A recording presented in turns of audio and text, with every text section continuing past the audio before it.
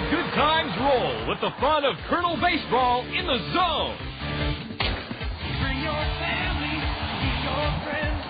This is where the fun never ends. Everybody knows when you're at the game, the good times roll. Hey, Kernels, let the good times roll. Here at the Kernels, let the good times roll. With the South Slope Communications Triple Play Show, here's the voice of the Kernels, John Rogers. And it's a wonderful Sunday afternoon, great weather and good action here at the ballpark. A series evened at a game apiece. The Kernels coming off of a big Taco Bell 10 spot, 11-7 win over the Dayton Dragons last night to even the series at a game apiece with the Cincinnati Red minor leaguers. Now remember, there's still time this afternoon and this evening to stop by to any Cedar Rapids Taco Bells and step up to the counter or drive through the drive-through window and tell them you're there because the Kernels posted a Taco Bell 10 spot. That means you can get up to 10 beef tacos for just 39 cents the rest of today and this evening at Cedar Rapids area Taco Bells. On the South Slope Communications Triple Play Show this afternoon, a couple of special visitors. Steve Reese and Dr. Dave Tatman. Steve and Dave represent a special celebrity pheasant hunting event coming up, and it's in its third year. It's designed to raise money for pediatric kids with cancer. It's aiming for a cure, and it's a fascinating look coming up next at this event, headed by Steve Reese and Dave Tatman. The South Slope Communications Triple Play Show is next here in the Zone. A triple play, a rarity on the diamond, but produced successfully every day at South Slope Communications in North Liberty. The South Slope Communications triple play consists of voice, video, and data communications for your home or business. Achieve your communications triple play with South Slope Communications. South Slope is committed to providing the latest communications technology to their members while continuing to give service second to none. South Slope can provide your home or business with just about everything that connects you to information. Digital wireless phones, long-distance plans, data home and business wiring, video conferencing, dial-up and high-speed internet service, fiber optic installation and termination, and coming soon to all local servicing areas, digital video TV service. South Slope also rents out a beautiful community center event room in their magnificent new building in North Liberty. When you need anything in the communications field, select South Slope Communications. Visit them at southslope.com. On the South Slope Communications Triple Play Show this afternoon, we have a couple of fellas who are here to share with us a very exciting and special cause or event that's going to unfold. I don't know much about it, and that's what usually makes the best interviews for the South Slope Communications Triple Play Show. We have Steve Reese and Dave Tatman with us. Dave is from the University of Iowa. He does research in bone marrow cancer. Steve Reese heads in a hunting event. I'm not a hunter, but that doesn't matter, Steve Reese, because this hunting event is for a very special cause, aiming for the cure. And could you let our listeners know what it all entails? Okay. Aiming for a Cure is a nonprofit organization that it's a fundraiser for pediatric children with cancer at the University of Iowa. It's sponsored with Hunter Specialty and Highland Hideaway Hunt Club, and it's also with the Children's Miracle Network. And like I said, we're raising money to benefit children. I'm going to let Dr. Dave talk about what the money goes for here in a little bit here. But it's an event that happens every year in March. We get together once a month as a committee, and we plan this event out. We continue to grow. Our first year we raised $30,000, which we thought was a real good first step. Our second year we doubled that, and our plans are to continue to grow but still keep it a quality event. And that's what we're doing right now with Aiming for a Cure. Steve, it's a hunting event, a pheasant hunt. Is that right? Where does it take place? It takes place down at Riverside, Iowa, and yes, it is a hunting event at this time, but however, we are going to branch off, and we're going to make several different events out of it. There was a golf outing last year that raised money, donated it towards Aiming for a Cure. This year, I think we're going to try to have a home run event. I know there's a sporting clays and a trap shoot event that they're going to do, but we're branching out. We're trying to reach more people, get our word out there, and just trying to help this great cause. A home run event, you mean similar to the All-Star Game home run contest derby?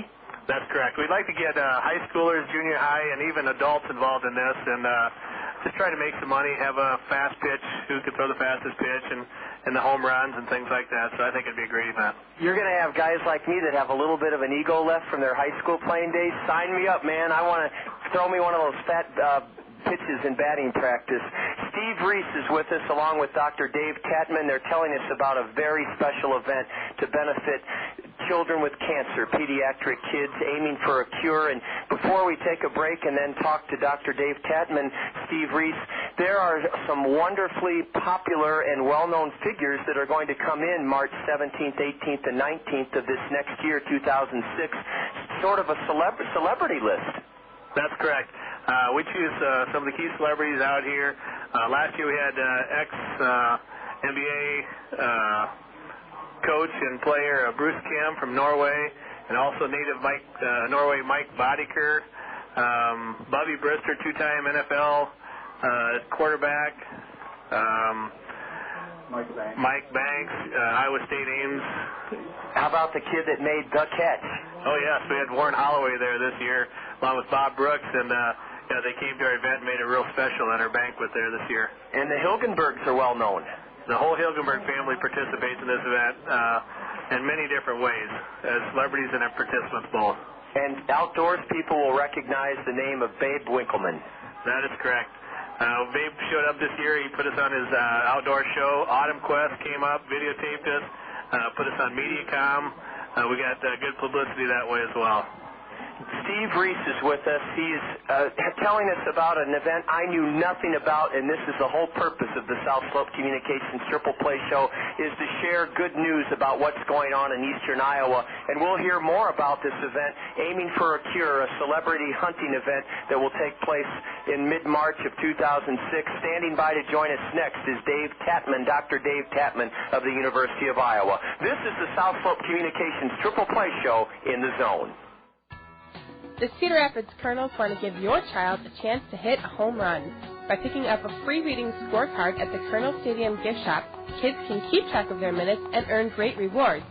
Along with Toyota Financial Services and the Gazette, the Kernels encourage you to open the world to your children by reading with them. If your kids hit a home run this summer by reading 1,000 minutes, the Kernels will recognize their accomplishments on the field at Reader Recognition Day in August.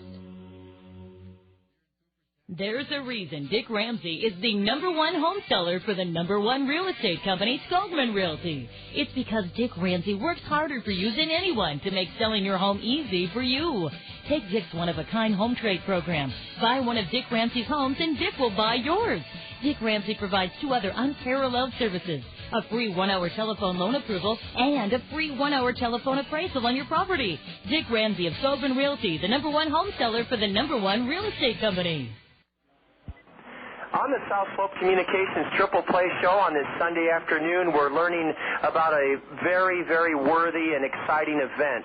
Aiming for a Cure is a cause that was, well, let's ask Dr. Dave Tatman. Do you know, Dave, how did Aiming for a Cure get started? Yeah, it was really the brainchild of Steve Reese, who talked with Brad Lohaus as one of our original organizers, and he came to me asking how they can help with promoting research and patient care for children with cancer at the University of Iowa. And so we put our heads together and talked about a lot of different formats and a lot of different things to do, and this was what came of it. Pheasant hunting. Pheasant hunting, that's what we all had in common. We all have bird dogs, and we train together and run field trials together, and this was the common denominator. Well, Dr. Tatman, I travel a lot in the off-season. That's my hobby. I love seeing and doing new things. And wherever I go, people are, where are you from, John? Oh, from Iowa. Well, have you ever been pheasant hunting? It's renowned all over the country, this state. Yeah, it is. We do a lot of wild bird hunting. We do a lot of hunting down at the Hunt Club at Highland Hideaway down by Riverside. And we do go out of state sometimes and hunt as well. Dr. Dave Tatman, tell us what you do at the University of Iowa. Well, I'm not actually one of the physicians that treat the children. I am the pediatric blood marrow transplant coordinator. So I kind of make sure that everything gets done that needs to be done when the children come for a bone marrow transplant. And the funds raised by Aiming for a Cure, Steve Reese told us $30,000 the first year, double the next year. Are there other fundraisers associated with Aiming for a Cure? Well, those are really the main ones. We have a big banquet on the night of the Saturday night of the weekend that raises a lot of money. A lot of local businesses get together and donate some wonderful prizes. DuPont donated a Brickyard 500 box suite tickets that raised $8,000. A bunch of guys from a local business got together and bought that, all the way down to spas and saunas and things like that. So it's a very wide range of things that we try to get from our donors.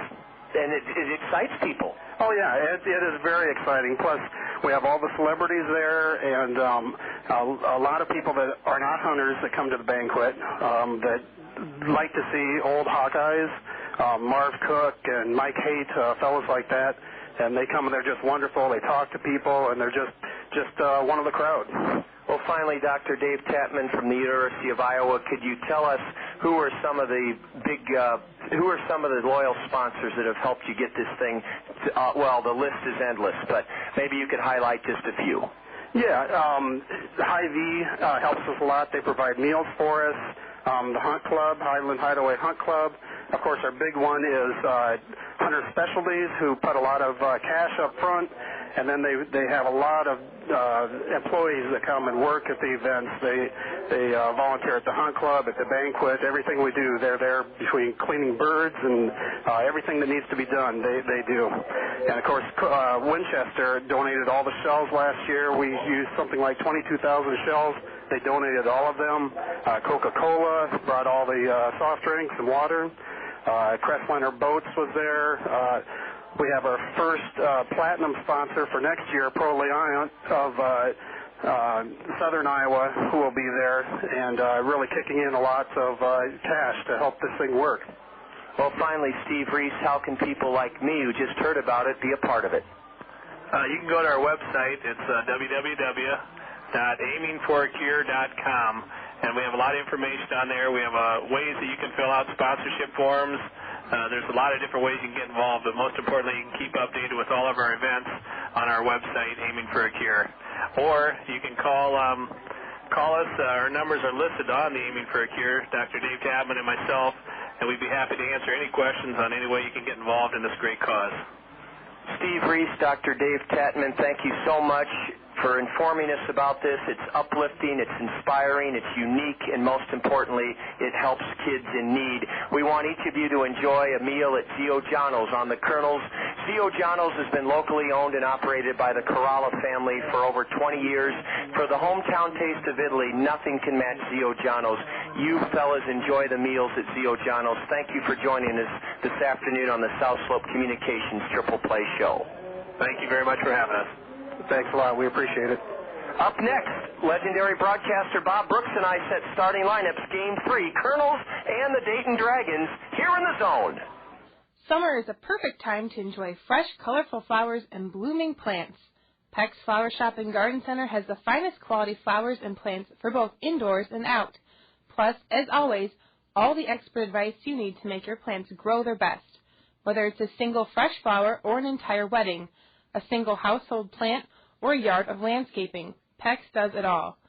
Family-owned and serving Eastern Iowa since 1956. We've been proud supporters of Kernels baseball for over 10 years. Peck's offers you the best plants and flowers available. Peck's is also your professional FTD and teleflorist florist with a certified garden, nursery, and landscaping center. Peck's is your year-round growing center and flower headquarters. Stop in for Peck's fresh flower feature, fresh-cut short-stem roses, just $9.95 a dozen, cash and carry. Peck's Flower Shop, Garden Center, Nursery, and Landscaping at the corner of Blair's Ferry and Edgewood Road Northeast. A little bit cloudy earlier this morning, but a grand Sunday afternoon, sun shining, light breeze blowing from the right field foul pole to the left field foul pole, and the Kernels coming off a series evening Taco Bell 10-spot win last night, 11-7 over the Dayton Dragons. The victory upped our record in the second half here at home to 11-10. Overall at home this season, the Kernels are 27-29. Our record is 16-20, and that places us in a tie for 8th place in the 8-team Western Division second half standings. 4 games under 500. The Dayton Dragons are tied for 6th in the 6-team Eastern Division second half standings. They're 15-21. Let's set the starting lineups for the third game of our series with the Cincinnati Red Farmhands. Their skipper is Alonzo Powell. He won a couple of batting titles when he played in Japan. Leading off out of Ohio State University is Drew Anderson, the second baseman. He collected his 9th triple of the year here last night. Adam Rosales, in his second professional game out of Western Michigan University, had 4 hits. He's the shortstop batting second, Rosales. B.J. Szymanski, a Princeton man, the Ivy Leaguer with his second home run in as many games last night. Szymanski's in center field hitting third for Dayton. The Dragon cleanup batter is in left field, Jeremiah Pipcorn. Tony's Gutierrez is batting .312. That's the 6th highest average in the Midwest League. Gutierrez at first base hitting 5th for Dayton. John Purdom will be behind the plate today and bat 6th. Hitting 7th, he had a big RBI pinch hit double and scored in Dayton's 5-run 8th inning last night. Evan Conley at third base, batting 7th for Dayton. The designated hitter is Jorge Mejia. He'll hit 8th. And batting 9th for Dayton in right field, he also belted a 3-run homer last night, his 10th of the year, Cody Strait. And on the hill is a 20-year-old, 6'2", 225-pound right-hander, John George. One of those fellows that has an unusual name, 2 first names. John George, a right-hander, was 1-7 for the Dragons in 12 starts and 6 relief appearances a year ago. This season, John has pitched much better. He's won 5 and lost 6, an ERA of 5.27. One of his victories came against us in Southern Ohio on May 14th. John George in relief was a 10-5 winner over the Kernels. The umpires are taking in the lineups. Bob Brooks is standing by, and we'll have the Allen Motor Company Kernel lineup in just a moment. Pressing news, though. There is a great sense of urgency on the campus because tomorrow evening at 9 o'clock is the absolute end of a marvelous summer of General Motors employee discount pricing. It absolutely ends at Allen's tomorrow evening at 9 o'clock. Now is the best time to buy, and there is a sense of urgency with the General Motors employee discount pricing ending up tomorrow at 9 in the evening at Allen Motor Company. 2005 Buick LeSabres are General Motors employee discount price for everyone at Allen's at just $21,312. Those 2005 Buick LeSabres are the best-selling full-size car in America, and they're General Motors employee discount priced until 9 o'clock tomorrow evening at Allen Motor Company. With the Allen Motor Company Kernel starting lineup on this delightful Sunday afternoon is Hall of Fame broadcaster, our good friend, Bob Brooks. Yes, it's just about game time here at the ballpark, and as the Cost Cutters Kids team takes to the field, we're going to remind you, if you're looking for something to do, stop by the stadium. Meet us out here this afternoon and enjoy Midwest League baseball on just a perfect summer, late July day. Now for the Kernels, who won last night, and the series is tied at a game apiece, and consequently, we have 2 games left on the homestay today and tomorrow at 7. Here we go with Casilla at short, coming off 5 for 5. That batting average ballooned up from 318 to 332. Sandoval at third. Collins will play first base on this Sunday afternoon after his catching duties of the last few games. Josh LeBlanc patrols center field and bats fourth. Warner Madrigal is the DH today. Nate Sutton is installed at second base. Richard Giannotti is back in left field. Batting eighth is Jordan Rentz playing right field. And Duff will do the catching today and bat in the ninth spot. The pitcher for the Kernels is Green, who has been a reliever, a starter, a long reliever, a short reliever, and we hope today that for Green, who's pitched 54 in the third, 57 hits, 33 strikeouts, only 10 walks, that's good. He has made 18 relief appearances, only one start, and a 4.31 ERA, has given up 6 home runs. Let's hope he is pitching in a winning performance today. Thanks, Bob. And now let's join our National Anthem singer for this afternoon's Star Spangled Banner.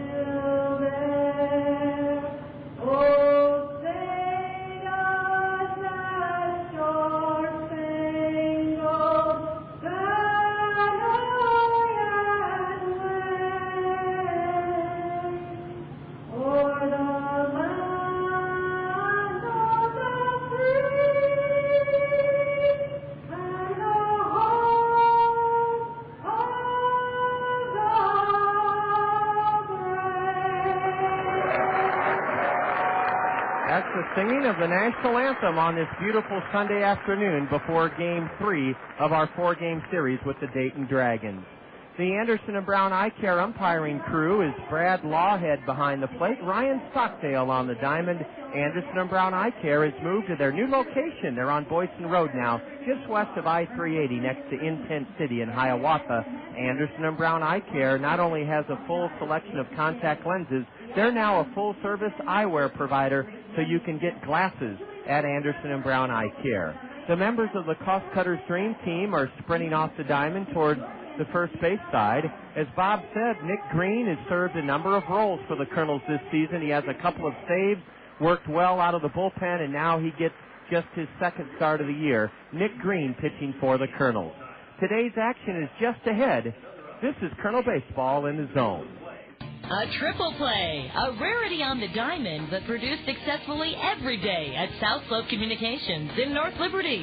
The South Slope Communications triple play consists of voice, video, and data communications for your home or business. Achieve your communications triple play with South Slope Communications.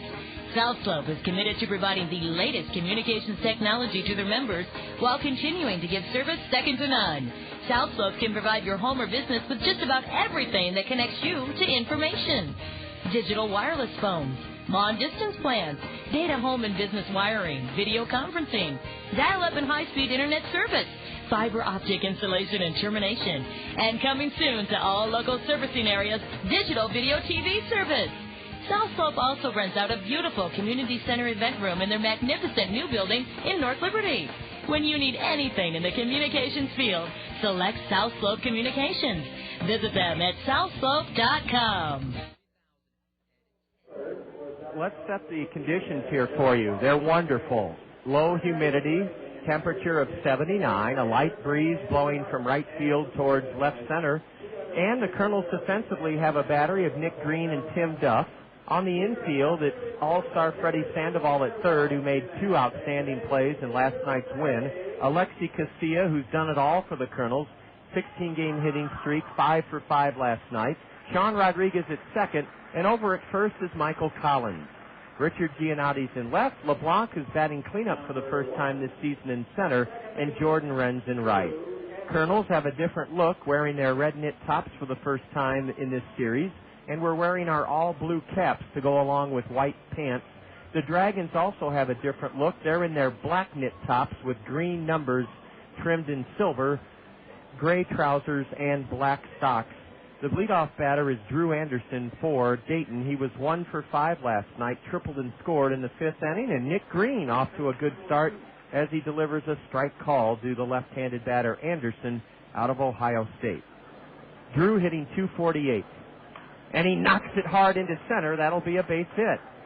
Fielding it on one hop is LeBlanc in right center. Drew Anderson, who had a hit in 5 trips last night on an 0-1 pitch, dropped it in front of LeBlanc, a leadoff single for Drew Anderson. Man, this Dayton ball club hits well against us. They're batting .288 against us in 6 games, only .253 overall.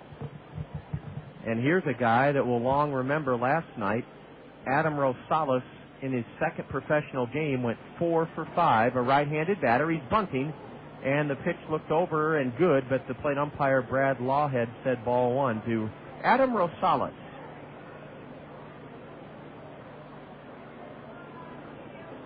4 for 5 last night. He's 5 for 9 in the series. And a strike from Nick Green evens it up at a ball and a strike. Rosales came to Dayton from Billings, Montana with the Mustangs. He was hitting .321, 5 homers, 25 RBIs in 34 games. He earned this promotion to the Midwest League. And the next pitch from Green is a fastball outside and low, and it's 2-1. Let's see if the Dragons hit and run now. Drew Anderson has 10 steals in 17 tries. He's being held by Michael Collins.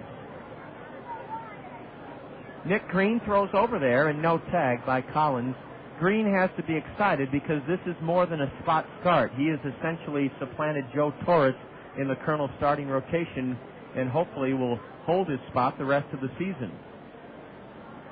A curve is grounded to deep short. Backhanded by Casilla. Throws to second, out. Bob, I didn't think we could see anything more from the guy. He continues to play big league shortstop. What a play to his right by Casilla. That was almost magic out there because he had to come from nowhere to get that hard-hit ground ball, and he did, and flipped it all in one motion. And yes, sir, he has every day and every way. He has proven himself to be a prospect. Man, he has me shaking my head not only in disbelief but admiration. As Bob said, magical, going to his right quickly to backhand what looked to be a base hit by Rosales. Then Alexi threw from his belly, contorted like a crab, and a strike to Rodriguez to force Drew Anderson. It went 6-4. Rosales reaches on the fielder's choice, and now B.J. Szymanski, who has 2 home runs in the first 2 games of this series, stands in, ball 1 low, and now strike on the outside corner. Szymanski homered in the 9th inning last night. He homered in the 1st inning in the series opener Friday night. B.J., a tall switch hitter with a .273 average. And he nubs it to Green. Nick to second, out, Casilla to first. Easy double play! Nick Green starts an old pitcher's best friend, a comebacker, a double play. It went 1-6-3. Bob, the key to it, Nick Green did not hurry himself. No, and he set himself for the throw. He had everything in sync, and the play was in sync. So we have seen in this series to date, Cedar Rapids makes some fundamentally sound defensive plays. 2 of them again here in the opening frame against the Dragons. No runs for Dayton. 1 hit. There were no Kernel errors. An outstanding play at short and an inning-ending double play started by pitcher Nick Green. Nobody left for the Dragons. After 1/2 inning on a beautiful Sunday, Dayton nothing. The Kernels coming to bat. You're enjoying Kernel baseball in the zone. People say that I can't decide things. They are so wrong, but I could be wrong about that. A U.S. Bank check card with checking that pays gives you a choice of rewards, like cash, points for merchandise and gift certificates, World Perks miles, or even sweepstakes entries. Easy decision. I'll take the cash. No, it's a sweep. Sign up at your local U.S. Bank or call 1-800-720-BANK. I've made up my mind to put off my decision. That is final. U.S. Bank. No, wait. See banker for complete details. Member FDIC.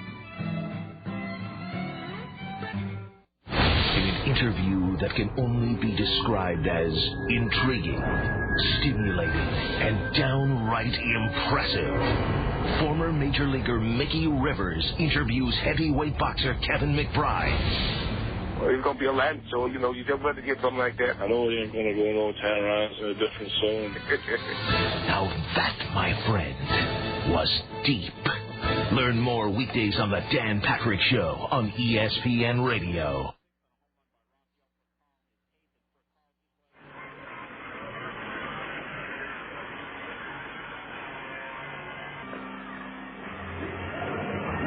The Dayton Dragons, clad in black knit tops with black hats and black socks and black shoes, take on the red knit attired Kernels, red knit batting practice tops. Alexi Casilla is starting to make national headlines. His 5-for-5 performance last night was highlighted by Baseball America on their website. Bud Kern has stopped in to say hello. Bud, how are you doing?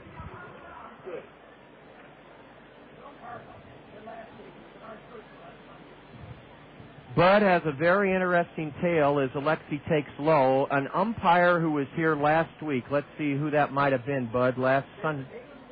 Yes, David Warren. That I'm not sure. Todd Brummelkamp can tell you that, Bud. Todd, Julio, introduce Bud to Todd down the way, please. Bud, it has good news. Here's a ground ball. Base hit off the second baseman's glove. I think they'll rule it a hit. I'm not sure. Drew Anderson had to go a little ways to his left, and he's looking at the webbing of his mitt. That may be an error on Drew Anderson. The reason I was excited is that if it's a hit, it is. Wow. That's number 17 in a row, 17 games in a row that Casilla has hit safely in. And I think it was that's 6 hits in a row in the last 2 games. And, Bob, I think that's a just ruling. Anderson had to go pretty... There's no argument on that play at all. Shouldn't be any discussion. Alexi's running. A pitch low, a strike, the throw to second. Not in time. Alexi almost overslid the bag, but he has his 34th stolen base of the year. And now I can relate to all you listeners what I had the privilege of witnessing as a junior in high school. Lou Brock had what I thought was the best year ever. He didn't get the MVP. They gave it to Steve Garvey, but Brock stole 118 bases, hit over 300, and absolutely... Here's a high drive into deep left. I don't think Pipcorn's going to get it. He can't get it. It's over his head into the wall. Racing around third is Casilla. The relay throw home. Not in time. Alexi scores, standing up on a booming double over Pipcorn's head and left by Freddy Sandoval. And John George, the Dayton right-hander, I don't think knows yet what hit him. The Kernels lead it 1-0 here in the bottom of the first inning as Sandoval delivers with his team-high 26th RBI of the year. It's also a plateau for Freddie, his 50th run driven into the year. Well, there I was raving about Lou Brock's season, and Freddy Sandoval got a pitch up, out over the plate, and went the other way and socked it over the head of Jeremiah Pipcorn for an RBI double. 1-0 Kernels here in the opening frame. Pipcorn was playing too shallow for that one. Now the swipe of third. And Freddie safe on a head-first slide. That was a bang-bang play as John Purdom picks up his mask and kicks at the dirt behind the plate. Freddie Sandoval with his 13th stolen base of the year, and the Kernels add to their league-high total. We have now stolen 145 bases in 117 games, or 107 games. And the infield in at the corners for Dayton. The pitch was inside to Collins. Now a curve, a strike. Back to Bud Curran, Hall of Fame groundskeeper. David Warren, an umpire, came to Bud's church last week, and Bud wanted to see if David Warren would be umpiring any more games here in August. A bouncer to third. The runner has to hold, and Michael Collins is thrown out. Well, that is very much unlike Michael Collins to not deliver a run home from third with less than 2 out. He hit it, Bob, about the only place he could hit it on the infield and not drive home Sandoval. Couldn't elevate the ball. That's the object is to get it to the outfield, and this Dayton outfield is playing very, very shallow all the way around, and it has cost him. Let's see if LeBlanc can pick up Collins, who was unable to chase home Sandoval. Freddy's at third, 1 out, 1-0 Kernels. He did pick him up. A deep drive to center. Way back is Zemansky in front of the track. And BJ has it. Trotting home to make it 2-0 Kernels is Freddy Sandoval.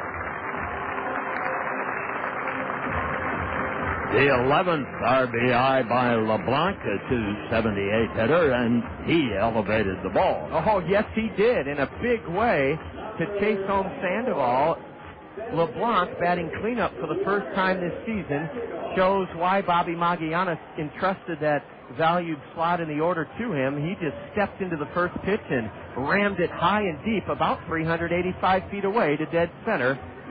And it's 2-0 Kernels. Here's Warner Madrigal. 243 bat. Ooh, a comebacker, a check swing. They call it an excuse me swing, and the pitcher has it, and an easy play for John George. He runs it towards first and lobs to get Warner. Warner was cheated out of that swing. 2 runs for the Kernels in the first inning on 2 hits, 2 stolen bases. Yes, the hitting streak is up to 17 for Alexi Casilla, who has 6 straight hits. Let's double check, Bob, on Friday night if his last at bat he had a hit. That would make it 7. I do not believe he did. Well, he was hit by a pitch, and then the 2 bats before that he had hits. I'll check with Todd. The hit batter doesn't count as a time at bat, but it does count as a plate appearance. Yes. So it wouldn't count he does not have consecutive. Exactly. After 1, Kernels 2, Dayton 0. You're enjoying Kernel baseball in the zone. Do dragonflies really? Maybe we can't answer a thought-provoking question like that. But Phil Andrews, your Pekin insurance professional at Weidenhammer Andrews Agency, can answer all your insurance questions. Phil Andrews is an insurance expert, and he can help you with all kinds of protection. Auto, home, life, health, and business. Phil Andrews, your Pekin insurance agent at Weidenhammer Andrews, has all the right answers for the right insurance coverages for you and your family. I know many of you on the road of life feel boredom bearing down upon you like a runaway 18-wheeler. Well, good news, friends, because you can be saved from that plight when you discover the X Games. You'll see men do 360s on motorbikes and 720s on half pipes, and your eyes will be flooded with the light of X. So bring your sunglasses, because watching the X Games is like staring at the sun. Oh, it burns. X Games 11, live on ESPN starting Thursday, August 4th at 9 p.m. Eastern. Presented by Edge. Frank has just finished shaving with refreshing new Edge Advanced Shave Gel. Edge with a cool new formula. Frank confidently struts to his apartment with his new irresistibly cool Edge shave when his roommate returns with his date. Oh, Frank, this is Isabella. Ciao, Francesco. Isabella kisses Frank politely on the cheek. Oh. And again. Francesco. Fresco. Oh, Francesco. New Edge Advanced Shave Gel. Refresh your shave. Well, it's always interesting, this game of baseball, and I'll share a story with you. Bob and I were approached in a very professional and confounding way by Mike Vanderwood, the voice of the Dragons. Bob and I pondered a little bit whether that ground ball in the first inning was a base hit by Casilla. I asked out loud what Bob thought. I had originally called it a base hit. The counts 1 and 2 to Jeremiah Pipcorn. I remember, Bob, I said ground ball, base hit. And the reason I hesitated is Drew Anderson had to go a long way to his left. Mike Vanderwood, the voice of the Dragons, emphatically says he thought it was an error on Drew Anderson, and that's kind of the fun of baseball. Well, yes, it's the opinion. That's what makes a race. Yep, that's right. And but I think because the second baseman had to range far to his left and had to cross over with the glove, that it was, in my view, it was a base hit.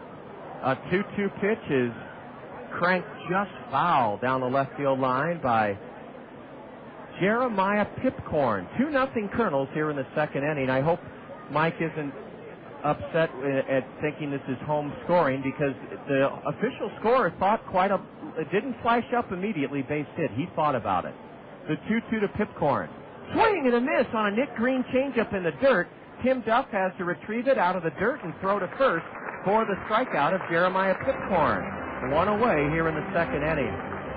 Well, let's hope that Alexi gets an undisputed base hit later in the game, and hopefully that'll soothe Mike's, not his disgust, but his consternation at the ruling by the official scorer. We try very hard here at home not to be prejudicial in our rulings. I know, Al. But if you don't get them at home, you don't get them. That's exactly right, Bob. That is exactly right. You're exactly right on that, and I've seen it as a travesty in some places in this league. Ball one to Tony Gutierrez.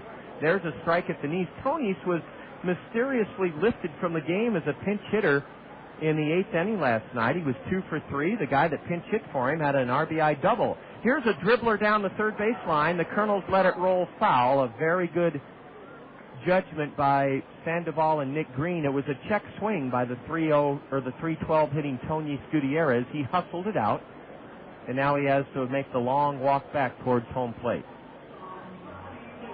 I've always been of the opinion that the major league scores were very, very lenient with regard to not calling errors.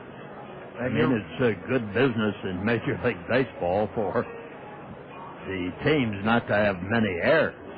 And I think you, in looking at big league games, you've got to really make an error. That's right. A sharp hit bouncer back to the hill. Nick Green helps himself for the second inning in a row as he reached up and gloved it right in front of his chin, and he throws out Tony Gutierrez. Gutierrez is gone on a comebacker, and there are 2 out in the Dayton second inning. 2-0 in favor of the Kernels. But stats in the game are always important to the players, and there have been a lot of arguments between players and scores over a period of time. I've heard of incidences where players will not talk to scorekeepers, and I've heard of players even going after scorekeepers, and sadly enough, I've seen them flash obscene gestures to them from the dugout to the press box, and that's totally uncalled for. The 2-0 pitch to John Purdom is lifted in the air behind home plate. Is there room for Tim Duff? No. A fella took his cap off down below, and the guy in front of him got the foul ball. A lifetime honorary Colonel contract and a free spaghetti dinner to Zio Janos. We'll make sure that fella, if he wasn't here for the announcement before the game, we'll make sure he gets that. 2 balls, 1 strike on John Purdom. Right-handed batter. He didn't play last night. He's hitting .294. And he slaps it foul off to the right. It's 2-2 to Purdom. He spells his last name Purdom. And, Bob, you've hit the nail on the head. It's a subjective call.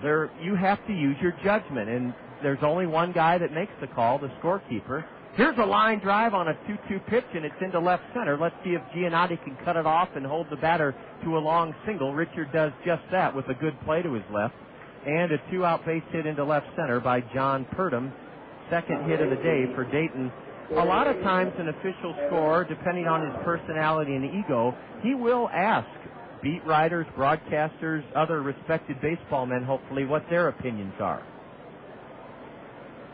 But it still goes back to the argument, you're taking food out of my mouth and you're not helping me feed my family and all of the argument that way, whether it's a save, whether it's a no-hitter, or whether it's a hitter in error.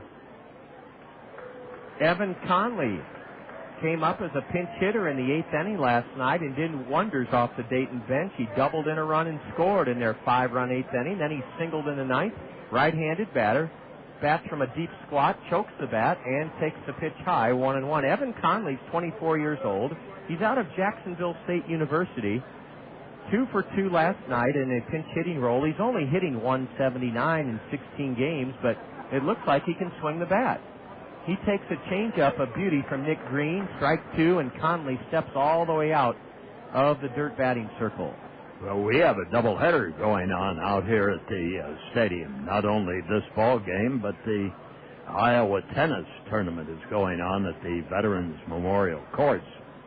And Mary Fiala of Cedar Rapids is going for another title. conking one off the facade of the first base grandstand back onto the diamond. It's still 1-2 to Evan Conley. That's a very familiar name in tennis circles. Randy Krejci reported in the zone yesterday with Scott Unash from the courts just across the alleyway beyond the third base line. And Conley fights off another pitch in on his hands and fouls it straight back.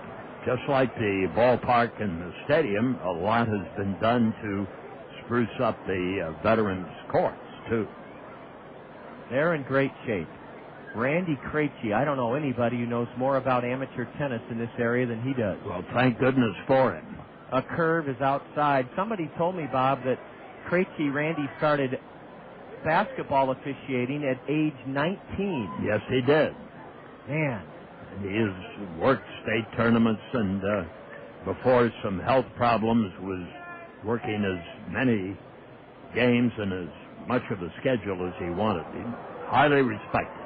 Here is one sent straight up the chute at second base. Alexi Casilla staggers a bit, but behind second, the Colonel shortstop gloves it. Evan Conley hit it a mile high, but tops to short, and Nick Green pitches around a 2-out single by the catcher Purdom. No runs for Dayton in the second. One hit. There were no Colonel errors, and the Dragons leave a runner. Their first stranded of the day. After an inning and a half, Colonels 2, Dayton nothing. And this is Colonel Baseball in the zone. Hey, Dad, did you catch the game last night? Wow! Oh, no, the wind was messing up my dish. Oh, man, too bad. Maybe next time. Hey, Dad, did you see that documentary on fire ants? Oh, fantastic stuff. Oh, no, I had a little problem with the old dish. Too bad. You really missed something special. Say, Ted, remember that episode of Nip Tuck last week, the one with the doctor? No, afraid not. I think it was raining that night or something. Hi, Teddy. Hi. Hey, I saw this romantic movie the other night. It made me think of you. I meant to, but I think there was some bad weather going on. You know, Ted, I could really see getting together once in a while, but, I don't know if I want a dish relationship. Oh, man. Want a weatherproof way to watch television? Get rid of that dish and call Mediacom to learn about our 12-month $29.95 offers. Call today at 1-800-800-CABLE. That's 1-800-800-CABLE. Wildcat Golf Course is ready to show you what makes us your local golf destination. 18 challenging holes for all skill levels. We have all of the services for you to have a great golf day. Check out our driving range before you tee it up or grab your favorite sandwich from our bar and grill. Our pro shop is loaded with top golf gear from Strixon, Titleist, and Wilson, and awesome apparel from Ashworth and Nike. Wildcat is also the home course for the Cedar Rapids Kernels. Take the 20-minute drive from Cedar Rapids to see why Wildcat Golf Course is always something unexpected. Nate Sutton first up for the Colonels. He's batting sixth in the Allen Motor Company order, a .227 average, a homer, 13 RBIs. Nate was the fellow that lined out to center fielder B.J. Szymanski with the tying run at second, or was it at third in the ninth inning on Friday night? The tying run was at second base when Sutton lined out. Well, here's an interesting start to the Colonel's second inning. The Colonels were out for about 45 minutes this morning working on bunting, and Nate tried to bunt his way on, but squibbed it foul, strike one. 2-0 Colonels, bottom of the second inning. Sutton, a left-handed batter, the big right-hander George pitches, and Nate whacks it foul over the screen, strike two.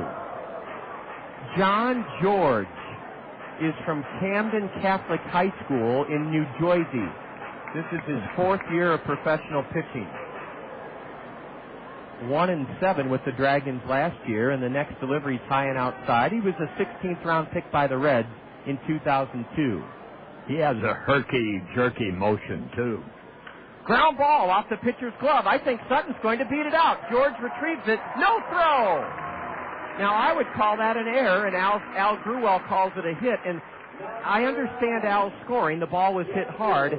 But this is where I differ with all official scores, not just Al Grewell. I would have called it a hit. Yeah, and I understand why. It was hit hard, and the pitcher didn't have much time to react. Is that right, Bob? Well, the ball hit his glove and bounced away. I mean, he didn't have a chance to catch it. Okay. He did not make a play on that ball. Okay. It was a comebacker, sharply hit. It hit his glove, and Bob's right. The ball forced the action. Yeah, not you're the, right. Not the player. You're right.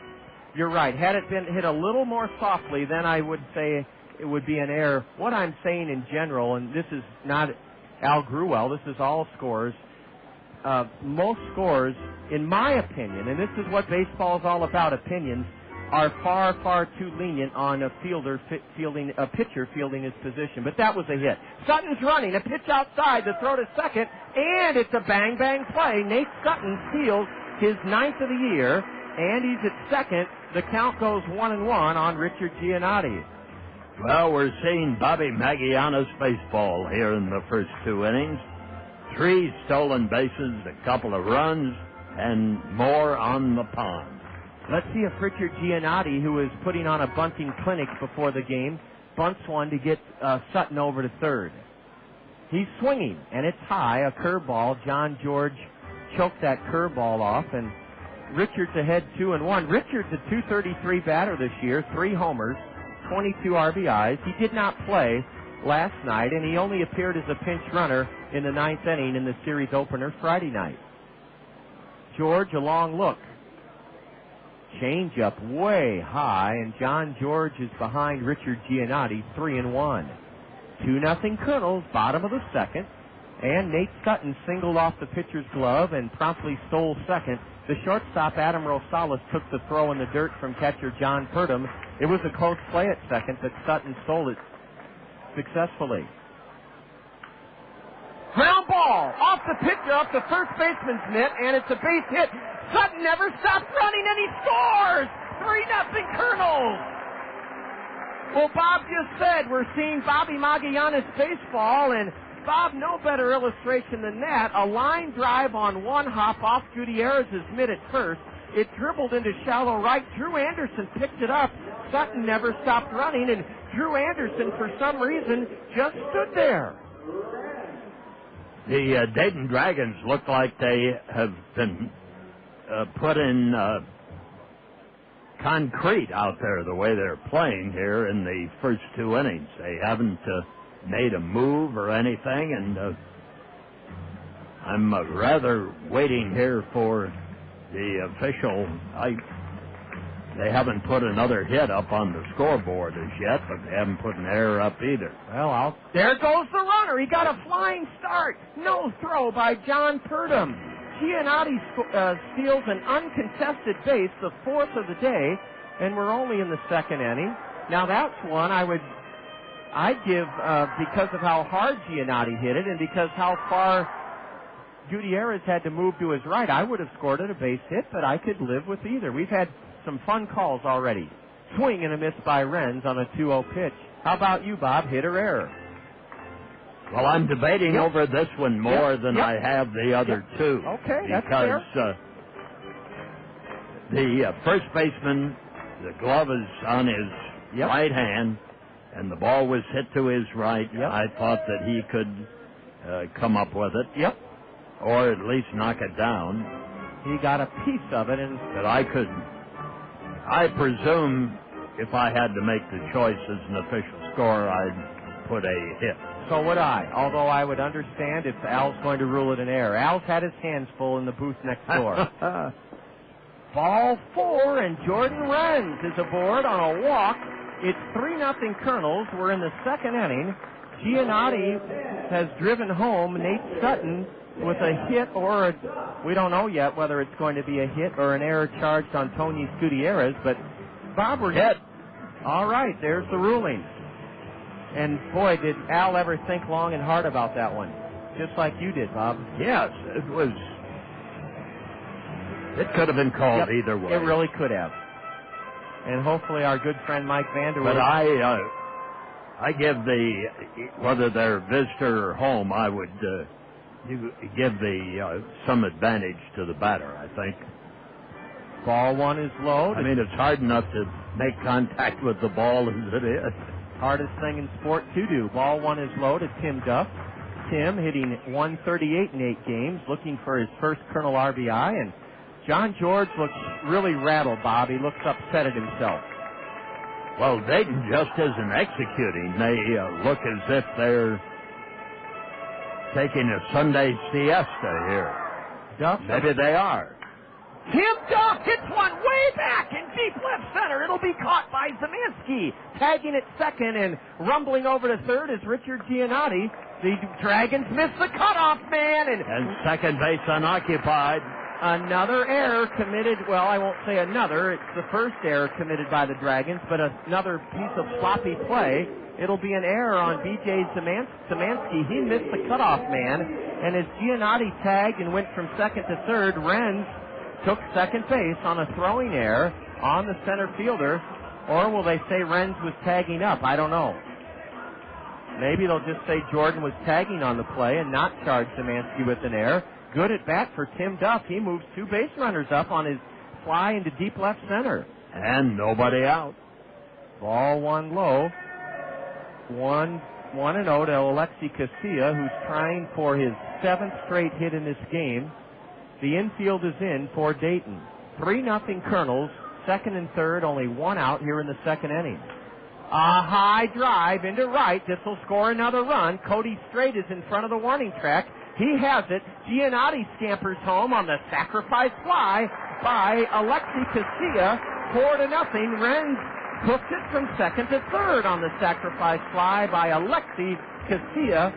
Man, he knows what to do when the situation calls for it, Bob. He essentially gave himself up on that ball. Yes, he did. Even though he was in this 6th at-bat hitting streak, he still just swung for the team. And it's 4-0 Kernels. B.J. Zemansky has been charged with a throwing error on the play that Renz advanced from second to third on. Here's a line drive into right center, and on the run, Cody Strait will make the catch. Freddy Sandoval stepped into the first pitch and hit it hard into right, but it was caught by Cody Strait to end the inning. 2 runs for the Kernels in the second. On 2 infield singles, 1 Dragon error, and the Kernels leave a runner aboard. Our first stranded of the afternoon. Well, we have action galore here at the ballpark. Julia Jansen will be joining Bob for the third inning play-by-play. After 2 at the ballpark, Kernels lead Dayton 4-0. You're enjoying Kernel baseball in the zone. Have you heard the great news? Mediacom has stepped to the plate to give girls and boys the chance to do cool stuff with the Kernels and at the stadium. As a member of the Mediacom Little Sluggers, you'll get to have an autograph session with the Kernels, take a tour of the stadium, watch a movie from the outfield grass, take batting practice with the Kernels, and participate in a story time with the players. Join the fun of the Mediacom Little Sluggers by registering online at Kernels.com. That's Kernels.com. Oh, honey, look at that necklace in the window. I could buy that. You're going to buy that necklace? No, but I could buy it. See, I just checked my credit score with ScoreWatch from Equifax, and it's all good. Oh, that's great. Yeah. Wow, look at that ring. Yeah, I could buy that. I could buy that bracelet, too. Yeah, ScoreWatch monitors my credit score and shows me the interest rates I'm likely to get, so I know when it's a good time to make a purchase. Oh, look at that car. I could so buy that car. Honey, I'm happy that ScoreWatch. Yeah, that ScoreWatch tracks your credit score and shows you interest rates and stuff. But the whole I could buy that thing is getting a little old. Okay. I was just saying, but okay. Oh, look at that sexy dress. Oh, I could definitely buy that. Stop it. Ow. Well, I could. ScoreWatch from Equifax, the company that helps you manage your credit, protect your identity, and prepare for a major purchase. Call 1-800-4EQUIFAX or go to Equifax.com. Designated hitter Jorge Mejia will lead off the inning for the Dayton Dragons. Kernels lead the game 4-0. We're in the top of the third. First pitch into Mejia is ball 1, a little bit low. Kernels have scored 2 runs in both the first and second inning and have held the Dragons to no runs, 2 hits, and they have committed 1 error. And now the 2-0 pitch to Mejia is low for ball 3, 86-mile-per-hour pitch. And for Nick Green, the idea. Cedar Rapids runs in the second inning are earned runs. 2 runs in the second were both earned. We wanted to pick that up on the Press box PA. And now Mejia lifts one into left field, and Richard Giannotti trots over to his right and makes the catch right along the third base foul line. And that will bring Cody Strait, the right fielder, up, who's hitting .256, 10 home runs, 41 RBIs.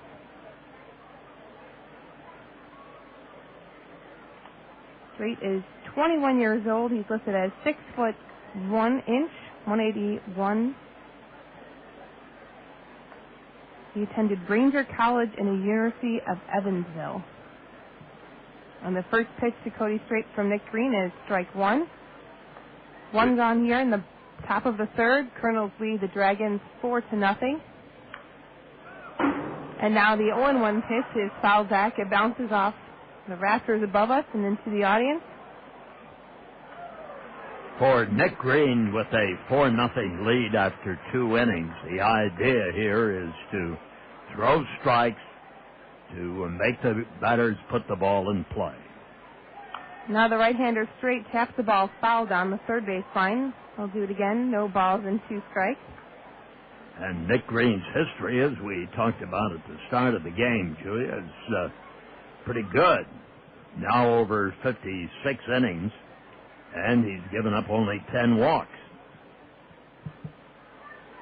Now Green sets and fires. There's a ball inside. So 1 ball, 2 strikes to Cody Strait, the batter for the Dragons. 1 out here in the top of the third. On deck for the Dragons is the top of the order, Drew Anderson. And Strait is having a pretty good at-bat here. He fouls another one off into the Miller mezzanine. Very pleasant afternoon for a ball game. 80 degrees, partly cloudy skies. Nice Sunday afternoon, good crowd on hand to watch the Kernels face the Dragons. The 1-2 pitch from Green is ball 2. The changeup that just missed a little outside.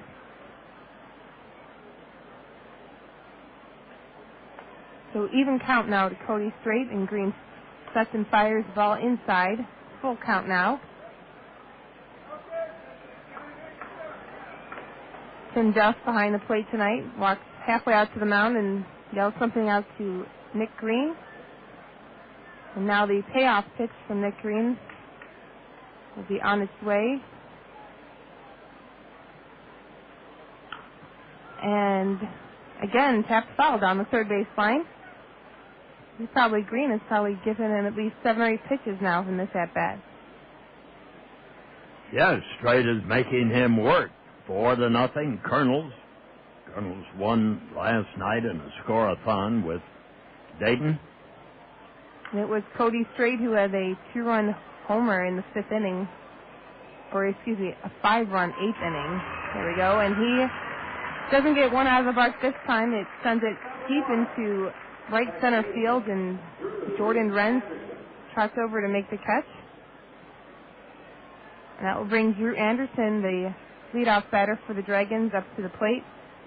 Had a single in the first inning and then was out on the fielder's choice play.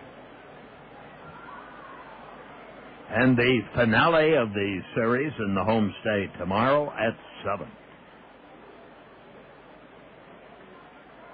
Anderson shows bunt, but misses for strike 1. There's 2 outs here in the top of the third. Kernels lead the Dragons 4-0. Left-hander Anderson swings and misses at strike 2. Change-up slider got him.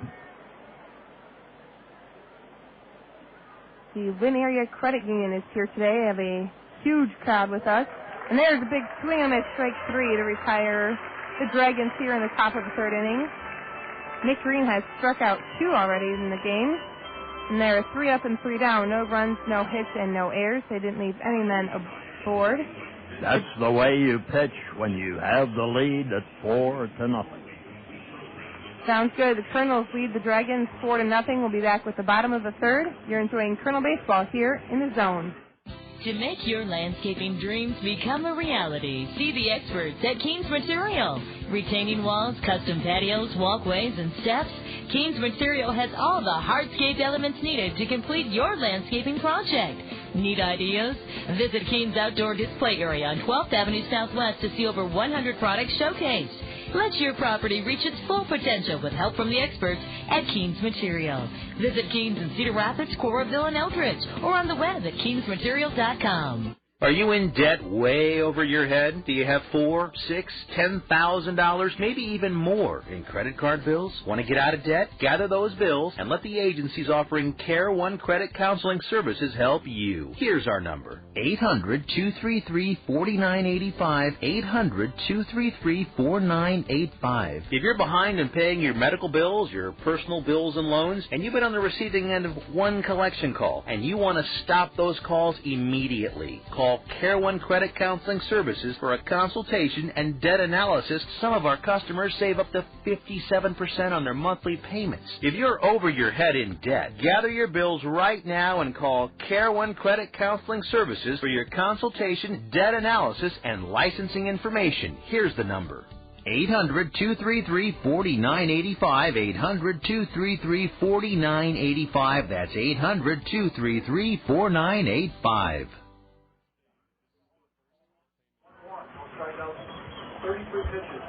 As we head into the bottom of the third inning at Veterans Memorial Stadium, there's a pitching change.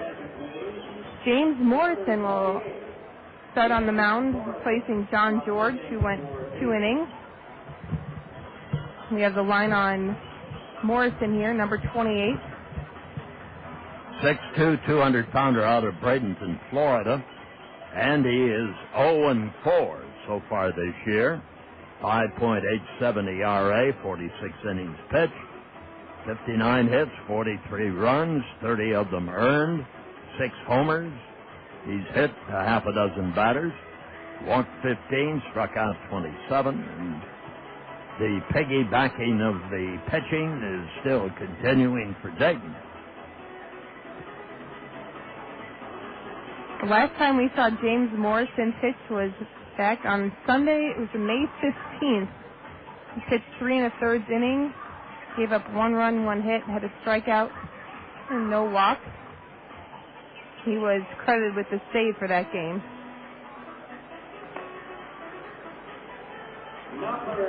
Four to nothing, the Kernels over the Dragons, and it'll be Michael Collins as the first batter. Michael was 1 for 3 last night. He drove in 3 runs and scored 2 of them. Playing first base tonight, giving Duff a chance to be behind the plate.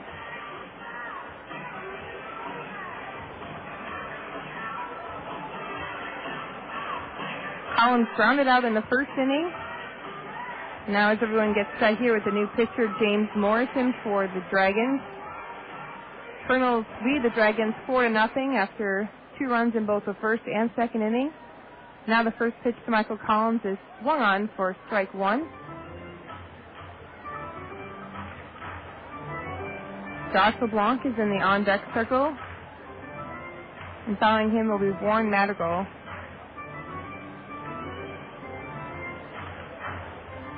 You talked about the Lynn Area Credit Union Day. It's River Valley Co-op Day, too, here at the ballpark.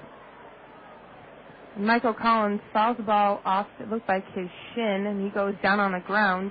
He's up now, walking around. He looks like he had a pretty good bruise from that one there. That's strike 2 to Collins. No balls, 2 strikes. There's no outs here in the bottom of the third. A lot of people from the credit union have neon blue shirts on today. They have filled up pretty much the entire section behind home plate and a lot of the area behind the third base dugout. And now the 0-2 pitch to Collins is ball low. 1 ball and 2 strikes. First Presbyterian Church is here on this Sunday, along with Perot Systems. There's swing and a miss for strike 3 to Michael Collins. 1 out here in the bottom of the third. That will bring Josh LeBlanc up to the plate, the center fielder tonight. Had a sacrifice fly in the first inning to score the second run for the Kernels in the first inning. They now lead the Dragons 4-0. And the left-hander LeBlanc swings and misses for strike one. 80-mile-an-hour slider for LeBlanc, and he missed it. And the 0-1 pitch, strike two. Nope, check that. That's ball one, strike one. And now the 1-1 pitch tapped foul, rolls back to the screen.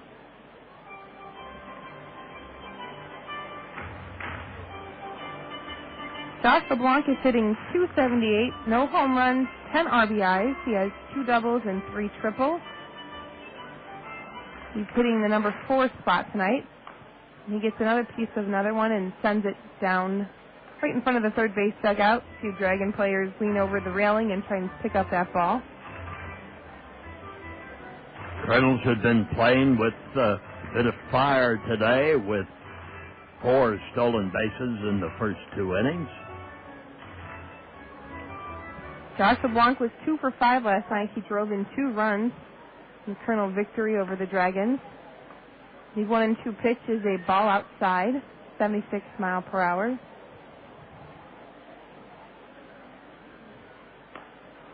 And with the even count, it's a called strike 3 looking. That's the second strikeout in a row now for the new pitcher for the Dragons, James Morrison. He has a very quick turnaround time on the mound.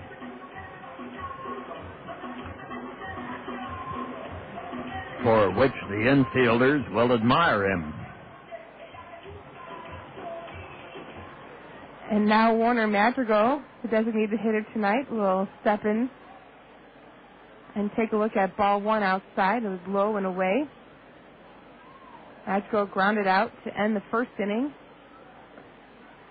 and takes a look at strike one. So 1-1 to Warner Madrigal with 2 out here in the bottom of the third.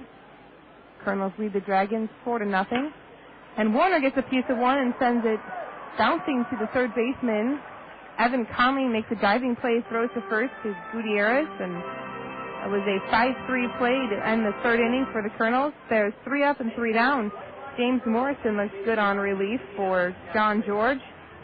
Kernels don't score, but they lead the game 4-0. You're enjoying Kernel baseball here in the zone. Papa John's pizza, it's so good. Better is best, that's understood. Better call Papa John's tonight. Better call Papa, he's got it right. Better ingredients, better pizza. Papa John's.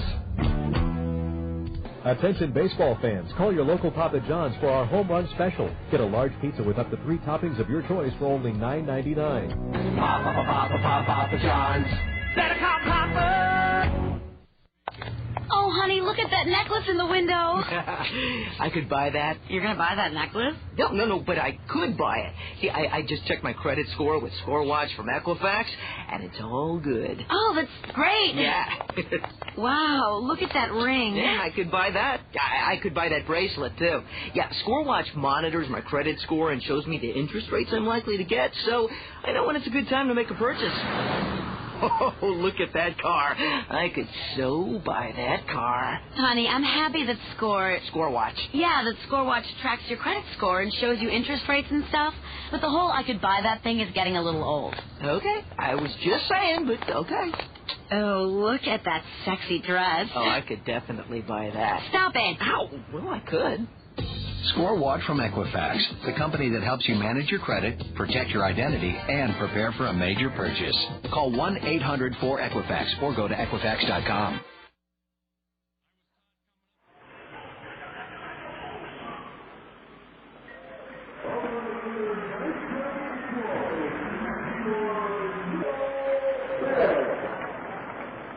As we go to the 4th inning, Bob Brooks will bring you the action. And Bob, you and Julia were mentioning we have a number of groups here again today. Certainly do, and pre-game picnics, too, from the Miller Mann Agency, Direct Impulse Design and Performance Therapies. Up on the mezzanine, Cedar Rapids Bank and Trust celebrating their new digs. There's a curve for a strike by Nick Green, so he gets that first pitch in there. Slope Communications here today, too. There's a curve that's low, and we go even at a ball and a strike. Well, John, I've been looking over what the Anaheim Angels are doing on the farm, but before that, let's give the third baseman Conley credit for a great play to end the Cedar Rapids third on a fly ball deep into right center field on the horse. LeBlanc, great web gem running catch by Josh LeBlanc in center field on Rosales' long fly ball. Man, we're seeing some very, very good plays in this series. As they show that one on the replay on the Rockwell Collins LED board, Bob, that was, as you called it, just spectacular. LeBlanc outran the ball with his speed. He outran it in deep right center, and he took a triple away from Adam Rosales. Yeah, that play on Madrigal's ball to end the third. Julia called it a hot shot to the left of Evan Conley, and Conley took a hit away from Madrigal. Evan Conley dove, and any time a guy dives like that, everybody brings up the name Brooks Robinson because that was his hallmark. Signature. Strike gets called after throwing a ball, and the count goes even at 1 ball and 1 strike to the left-handed hitter, B.J. Szymanski.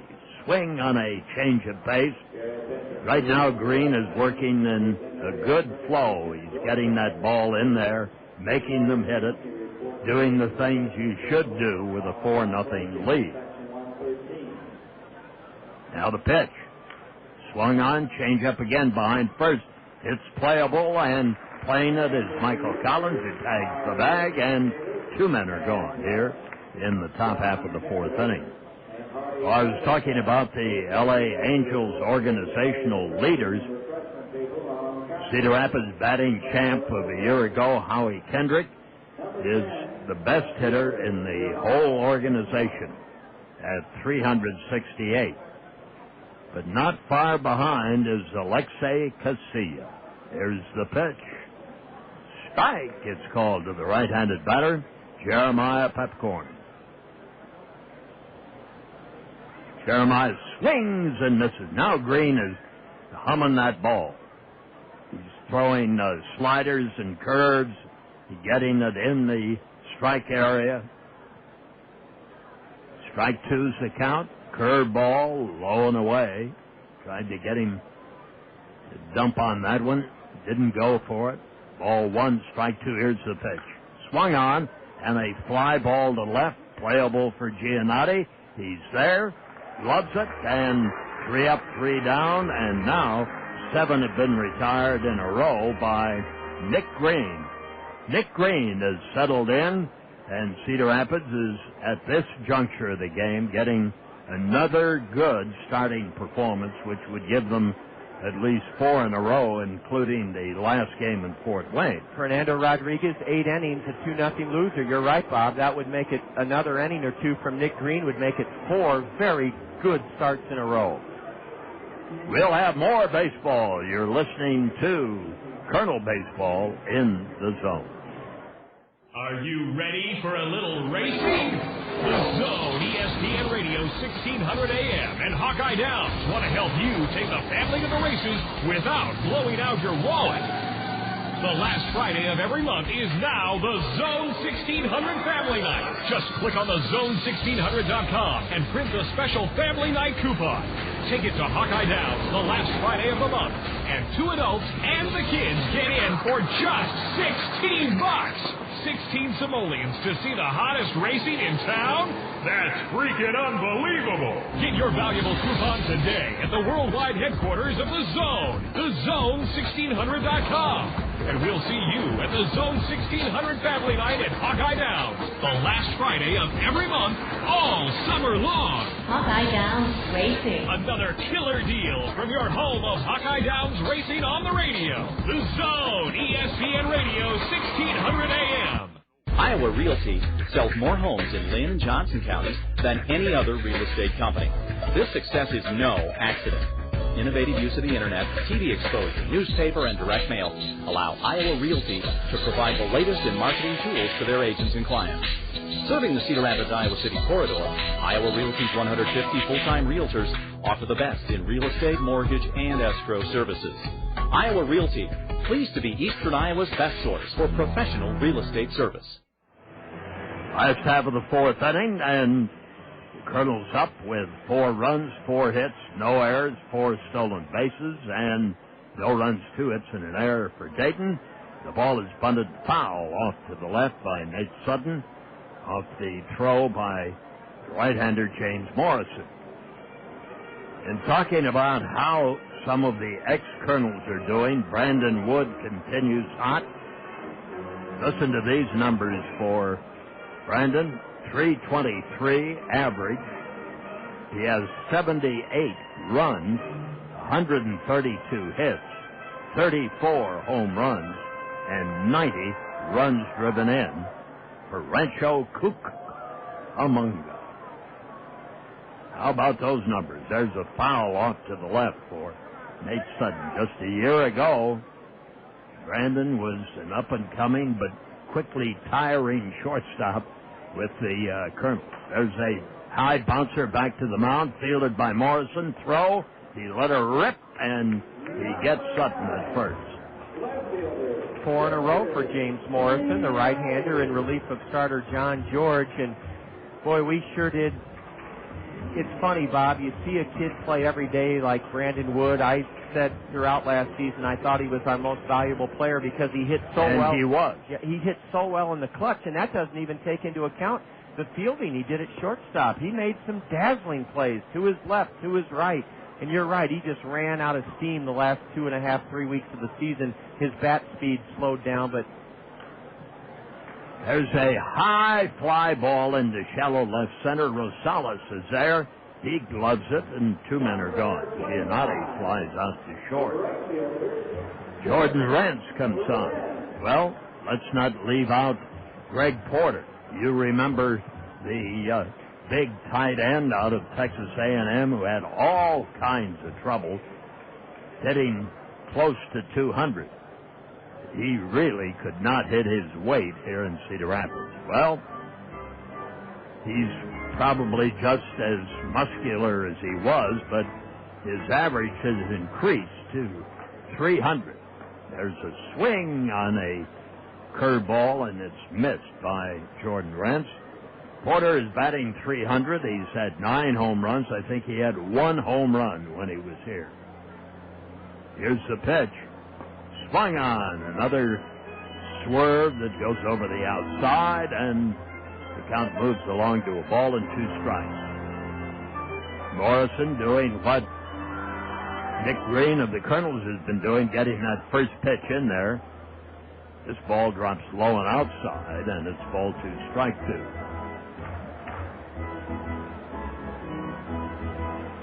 Now the sign given by Purdom.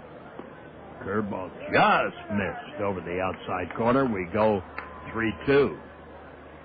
Carl Jelena of the Kernels, who pitched so well last night, his 8-6 mark is up there in the organization. Ground ball to the right side, the pick by Anderson. Here's the throw. He is out at first, and 3 up and 3 down for the Kernels in the last half of the fourth with no runs and nothing across, and we have completed 4. 4 runs, 4 hits. Kernels, no runs, 2 hits. Dayton, you're listening to Kernel Baseball in the Zone. As a parent, have you ever experienced frustration of watching your child struggle at school because of poor study habits? Did your child's grades suffer last year because of poor organization? Do you wish your child would be more motivated at school to realize his or her true potential? If the answer to any of these questions is yes, then Educare Learning Center has a proven study skills program just for your child. Educare Study Skills Program has helped hundreds of area students gain the study skill tools necessary to turn grades around. So if learning how to study needs to be your child's first lesson, this year give Educare a call. Classes begin Monday, August 9th and Monday, August 16th. just in time for school this fall. Space is limited. Call EduCare Cedar Rapids today at 832-1965 and get this year started right. That's EduCare of Cedar Rapids, 832-1965. EduCare is fully accredited by the North Central Association of Colleges and Schools. For more than 70 years, Rockwell Collins has been dedicated to providing innovative and dependable aviation electronics and communication solutions worldwide. We also bring a dedication of excellence to our communities to help ensure growth and prosperity. The long-standing partnership between Rockwell Collins and the Kernels is one way we're enhancing the quality of life in our community and making Cedar Rapids the best place to live and work. Rockwell Collins and the Cedar Rapids Kernels, partners on and off the field. Tony Gutierrez will be the first man to face Nick Green as we start the fifth inning. And, John, we can take a look at the Major League scoreboard for our friends at State Farm Insurance, Al Shedler, Dale Thompson, Gary Schubat, and Lanny Peterson.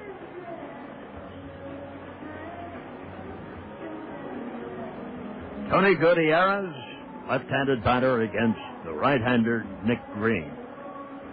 Pittsburgh and Atlanta, they'll play the last half of the ninth inning. The Braves lead at 5-4. Washington and Florida, the Nats are up 3-2 after 7. New York Mets and Houston 3-3 after 6. Milwaukee leading San Francisco 1-1 pitch now, and this is a strike. It's called to Gutierrez. We pick up the count, and they're working in the Colonel bullpen. Michelle Samar has started to throw. Remember, Nick Green's longest outing of the year, June 2nd, up in Appleton, Wisconsin, his only other start of the year. He was a 6-2 loser. He went 5 innings, gave up 4 runs on 6 hits in 5 innings. So this will likely be, Bob, Nick Green's final inning, even though he's been very good with his economy. He hasn't made too many pitches, and one reason is he hasn't walked anybody. Absolutely. Here's the pitch. That slider is outside, and it's ball 2, strike 2. Nobody out, nobody on. Here's the pitch. Swung on, and a fly ball into shallow center. Casilla says, I got it, and he does. Gutierrez flies to Casilla. One gone, and that brings up John Purdom, the catcher. He's the last Dragon to reach. 8 in a row retired by Nick Green. I still think at this juncture of the season, no matter if you've been out there working out this long, there's a strike, it's called. Gets that first pitch in there, you should at least be able to go 7 innings. I agree. Now the pitch. Ball is low and outside. 1 ball, 1 strike.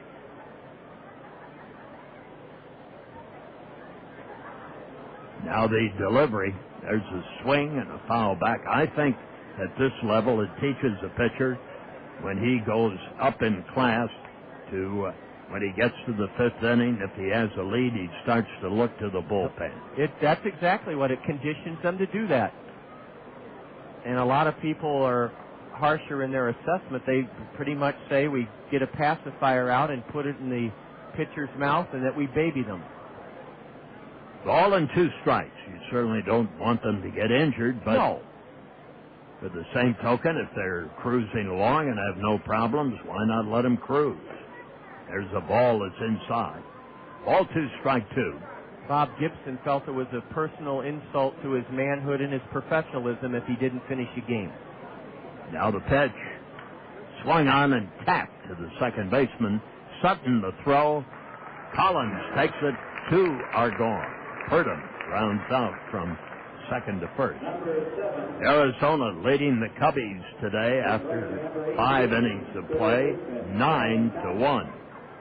That means Greg Maddux didn't have a thing today. Gonzalez has hit his 14th home run, and Snyder is 4th, and the Diamondbacks are coming on. There's a strike, that first pitch strike by Nick Green to Evan Conley. Green fires. It's a slider. Hits the outside corner, and it's strike two. Green is working with just a great rhythm. Well, he's happy he's been given this opportunity to start, that's for sure. Well, he has answered. 2 hits, no runs, and the pitch. Swung on and topped foul off to the left.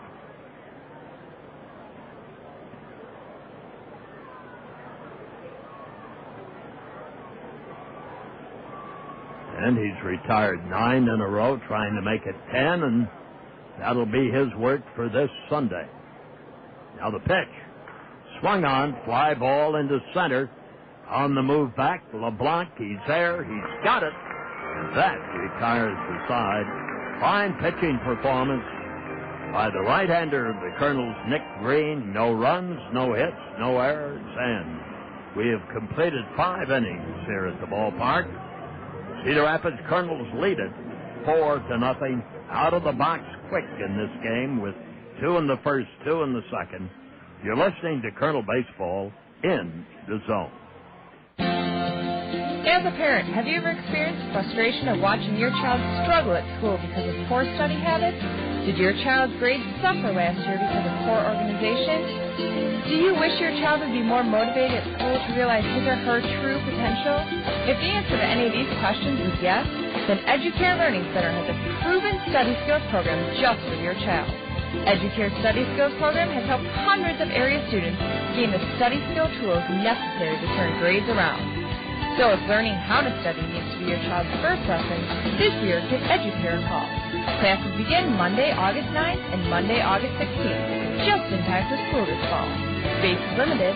Call EduCare Cedar Rapids today at 832-1965 and get this year started right. That's EduCare of Cedar Rapids, 832-1965. EduCare is fully accredited by the North Central Association of Colleges and Schools. How would you like your next home buying or selling experience and lending process to be handled beautifully under one roof? If that's the way you want your real estate and mortgage needs to be met, select Todd Financial Services. Securing your loan and helping you find or sell your home is what Todd Financial Services does better than traditional banks and real estate firms. You'll be fully informed, supported, and taken care of so that buying, selling, or financing your home will be a pleasurable experience. Todd Financial Services, eager to meet all of your mortgage and real estate needs under one roof. The 6th inning for the Kernels. Tim Duff, the catcher, will come on and be the first hitter against James Morrison in a Kernel lead at 4-0. Talking about top pitching performances in the Angels organization, Cedar Rapids grad Joe Saunders is 9-5 with the LA Angels of Anaheim.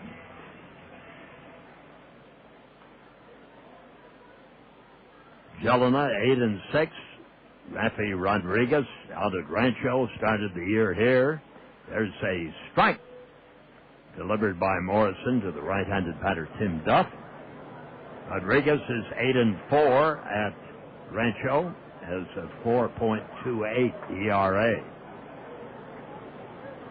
Brandon Wood leads the whole organization in homers with 34 and in ribbies with 90. Alexi Casilla leads in stolen bases. There's a ball low and outside. Ball and 2 strikes to Tim Duff. We have action in both bullpens.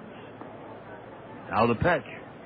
Swung on and fouled back to the screen. Eric Ibar is next. Only one back. Tommy Murphy has stolen 23 and Sean Rodriguez 22. So the pitch on its way. Outside for a ball, and we go ball 2, strike 2. Stephen Shell has 100 strikeouts for Arkansas. There's a swing and a little fly ball. Back toward Rosales. Grabs it, and one man is out. Duff flies out to Rosales. And that's 7 in a row, set down by reliever James Morrison. That brings up the star of this series to date, Alexi Casilla. Batting .332. He has 34 stolen bases now this year. Now the pitch. Swung on, and Casilla drives it deep down the right field line. Is it fair or foul? It's a home run by Alexi Casilla. Star, I should say. We've talked about his speed. We've talked about his diminutive build. We haven't talked much about connecting for home runs. That is his third homer of the year. And the man with the hottest bat in the Middle West, Alexi Casilla, hits a home run, and the Kernels lead it 5-0. Wow, is that something? And that'll make the 2,100 plus from Lynn Area Credit Union very happy.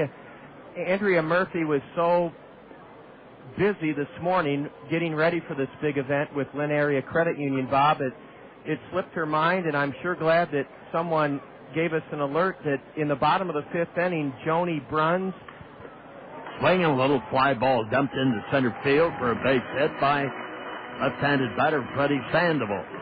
Joni Bruns and Jim Hagerman will be joining you in the bottom of the fifth inning, or one of them will, and then another in the top of the sixth. That's great news, and I'll tell you, I saw Andrea before the game, and she was flustered. She said, John, I've never had this big a group. Over 2,100 are here from Lynn Area Credit Union, and Joni will be joining Bob in the bottom of the fifth inning, and then we'll see if Jim Hagerman can stay and join us in the top of the sixth inning from Lynn Area Credit Union. Julia, if you could make our guests comfortable, we'll have them step to the plate in the bottom of the fifth inning. Here's the pitch. Swung on, drive down the left field line that is curving. Foul. That ball could have hit up on the 315-foot mark in fair territory, but just curved foul. But Casilla is hung like a painting going down the right field line. Just hung there and squirted inside the fair pole. It's ironic, Bob, you were just giving the leaders across the farm system, and Alexi's going to take another jump up that ladder, isn't he? Certainly is. From these figures, in this series, has already jumped from a 314 average to a 332 average. In his last 8 games, Alexi Casilla is 20 for 32. In his last 8 games, he's 20 for 32. Runner at first, that's Sandoval. Here's the pitch. Line drive, left field, a base hit by Collins, picked up by the left fielder, and the Kernels continue to roll here with only one out. Michael Collins gets a solid single to left. Runners at first and second, and here's Josh LeBlanc.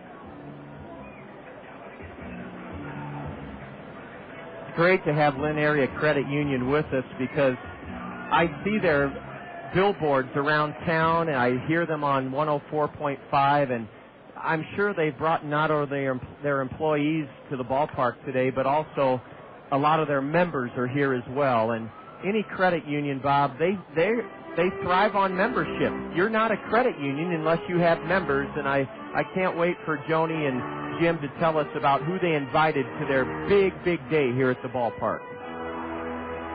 Sandoval at second, Collins at first, and LeBlanc after a foul ball down to the grassy section behind third base.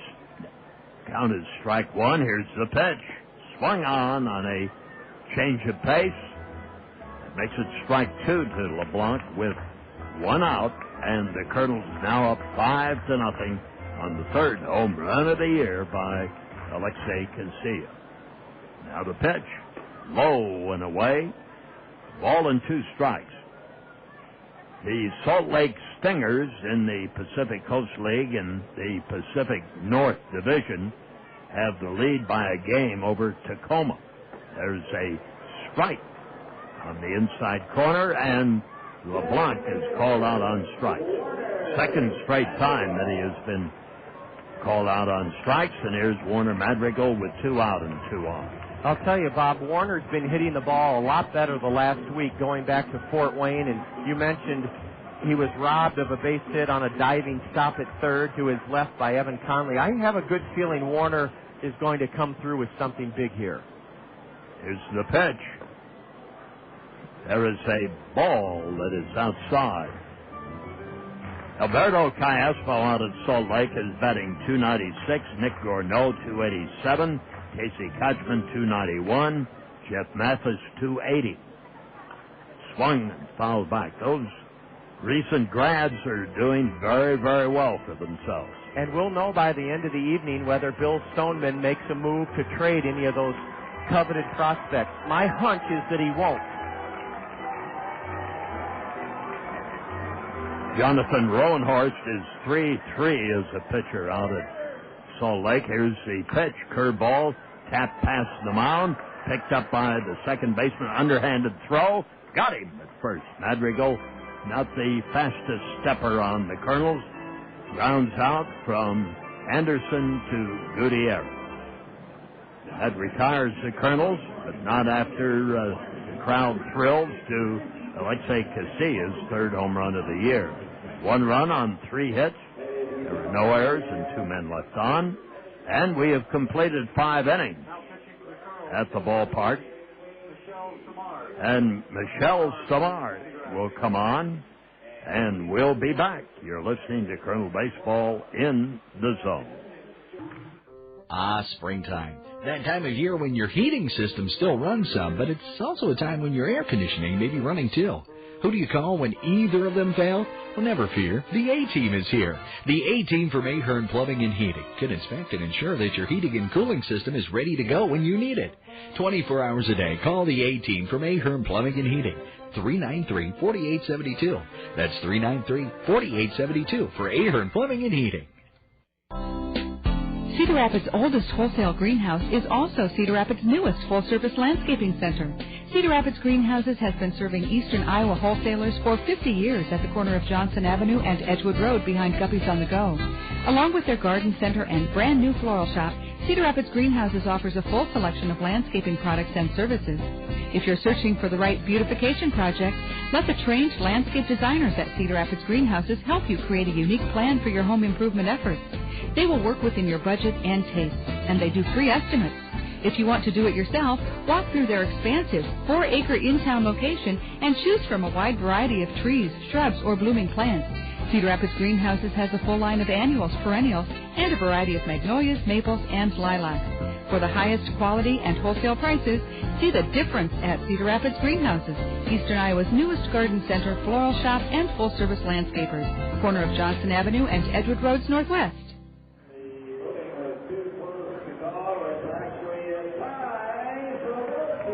Nick Green went the 5-inning route here today. Pitched excellently, gave up no runs and 2 hits, didn't walk anybody, just had complete command out there. And now, Michelle Samar, the Canadian, comes on, another big right-hander. And the first batter will be Mejia, left-handed hitter for Dayton.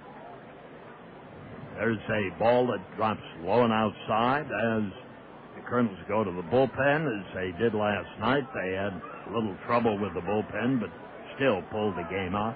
Second pitch is too low, as we're joined up here by Joni Bruns, who represents the Lynn Area Credit Union, and their membership has populated the ballpark tonight or today for what we think is a very, very great representation.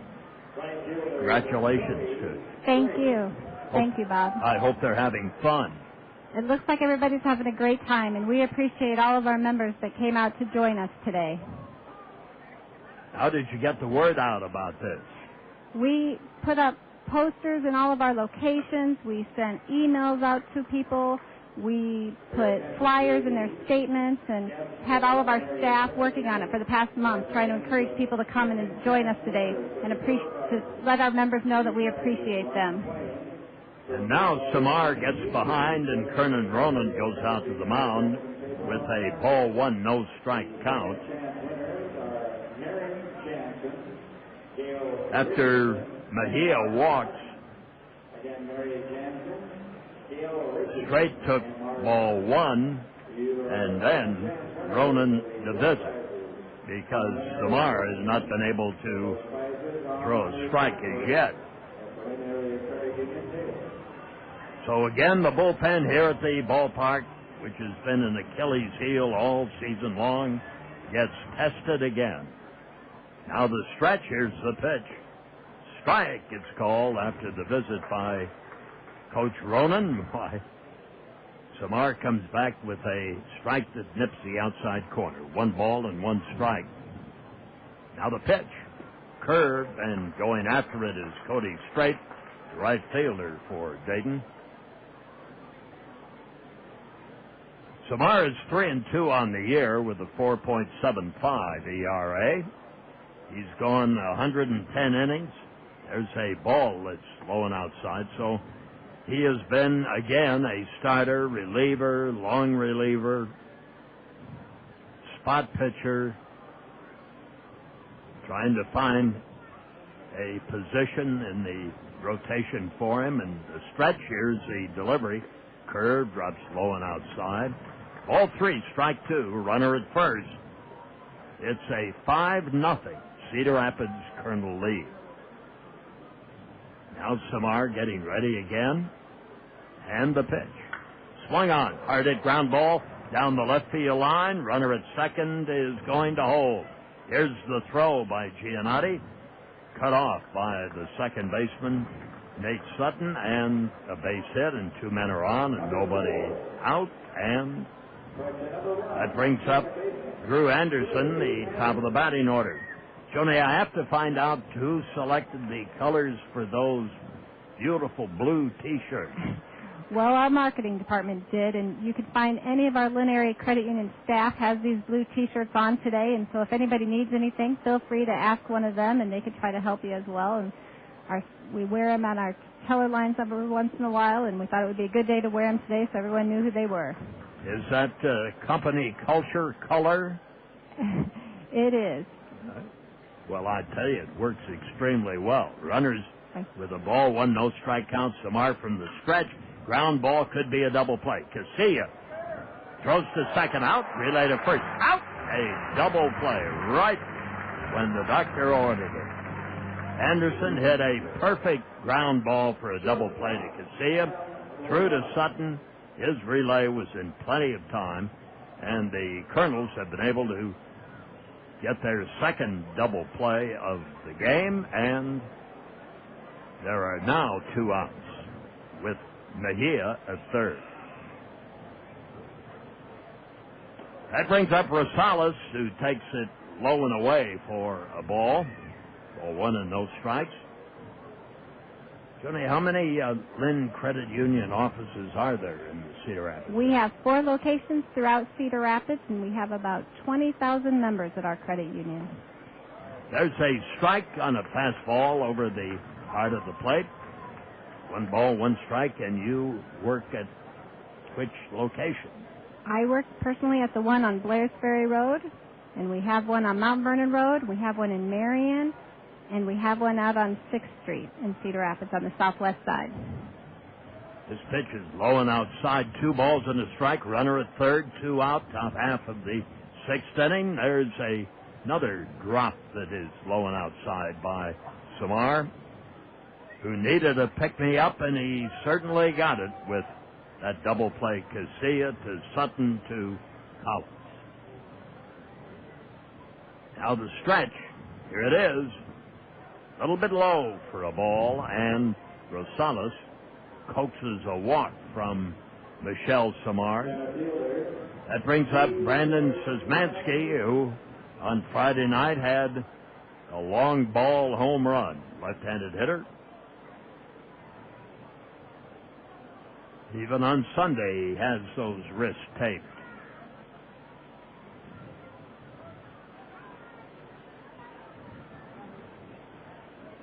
Do you have a lot of sports fans at the Lynn Area Credit Union? I mean, that participate in other activities, softball and... I think we do, and with our turnout here today, we're very happy to have the great turnout that we've had, and I think that shows that we have a lot of sports fans in our group. We always are searching for those. That we are. Runners at first and third now. On the foul ball off to the left, Szymanski has the count of strike one. Here's the pitch. Swung on, he fouled it in the same spot. Over the grassy area and onto the concourse down the left field line. That makes it strike two, so Michelle certainly has Szymanski right where he wants him. 273 batter. He's had 9 home runs, 25 runs driven in this year. Runners at first and third, the pitch. Tried to get that slider in there, and it was high and a little inside, and a ball and 2 strikes to the tall left-handed hitter from Princeton.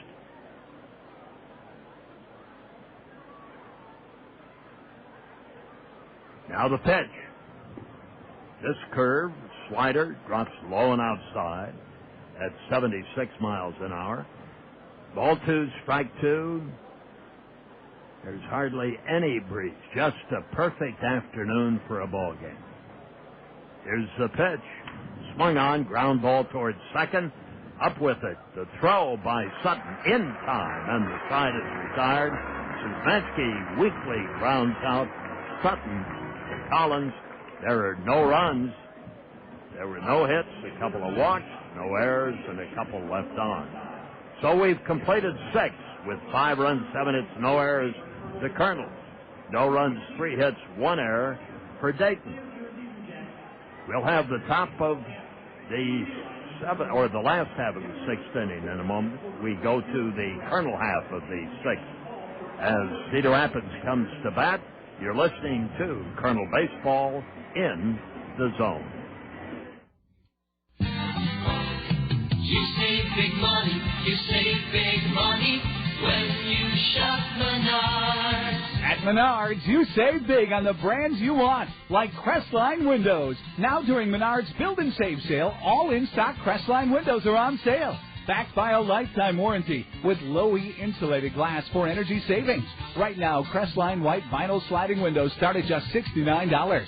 Crestwood 2 double-hung windows with maintenance-free vinyl exterior and beautiful hardwood interior start at only $149. Now during the Build and Save sale at Menards. Plus, all Mastercraft exterior doors are on sale. And save big on the Midwest's best selection of ideal garage doors, all on sale. Plus, there's no interest or payments till spring with your Menards Big Card. Don't miss the great deals on name brand doors and windows now during the Build and Save sale at Menards. Save big money at Menards. Established in 1916, the Vinton Country Club Golf Course, set among the rolling hills of the Cedar River, has been called the course with personality. Everything's cool at Vinton. A friendly staff ensures hospitality, and well-maintained fairways and greens keep Vinton Country Club immaculate and challenging. No tee times are required, and their roomy clubhouse is equipped with an affordable banquet room. Put some personality in your game. Play your next round at the Vinton Country Club, 314 North 9th Avenue, Vinton. Let's finish up on some of those scores, too. The LA Angels of Anaheim, they're having a good report against the Yankees in New York. It is 6-3.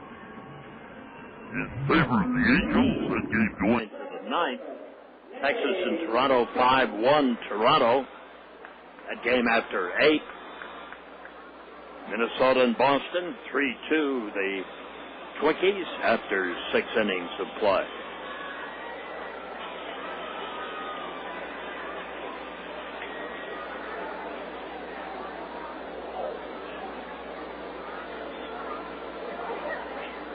Now we get set. And there's the pitch. It's low and away. We're in the last half of the 6th inning. And Nate Sutton will be the first man up.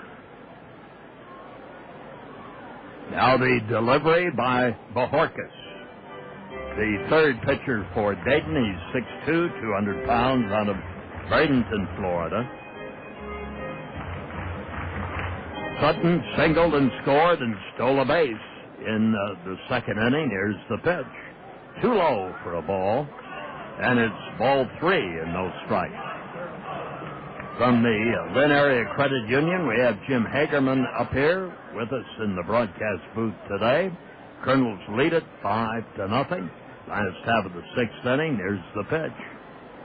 Strike, it's called on the inside corner. Ball 3, strike 1. Jim, your job with the credit union is what? I'm the CEO, Bob, and it's a beautiful day, and we're just delighted that we can host this event for our membership.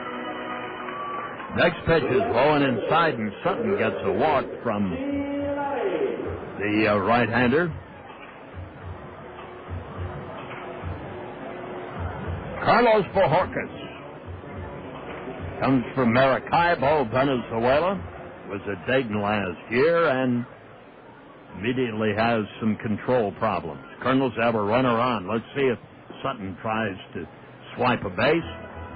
Cedar Rapids with Bobby Maggs came out running at the start of the game and jumped on Dayton for a 4-0 lead. And Giannotti stands back in after taking a ball to make it ball 1 and no strikes. Sutton leads at first. Hesitation. Here's the pitch. There's a strike on the inside corner, and it's a ball and a strike. Jim, I was talking about company culture with Joni there, and that seems the teamwork, from what you've shown here today, works at the Lynn Area Credit Union. Well, that's right, Bob. We have a real family atmosphere at the credit union. We hope it carries over in our relationship with our members. It's a great day here at the ballpark, the beautiful weather, and it's even better with the home team winning. Yes, it is, and that has been somewhat of a rarity, but we're glad you brought the Colonel some good fortune. Delayed steal, and easily making it is Nate Sutton. That's his 9th swipe of the year. And the Colonels, when the pitcher gets up on that rubber and starts to concentrate on the catcher's sign, bingo! The L.A. Angels of Anaheim want their farmhands to take off. Here's the pitch, outside and high. So they have rattled the Horsky a bit.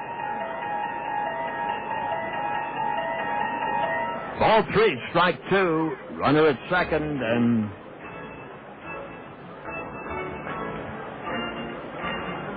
we're set again with Giannotti standing in. Giannotti has good eye, is patient at the plate, left-handed batter today against the right-hander. Swing and a foul back upstairs. It's still ball 3 and strike 2. Jim, about how many employees do you have? We have about 70 employees throughout all 4 of our offices, Bob. And they take care of a terrific membership.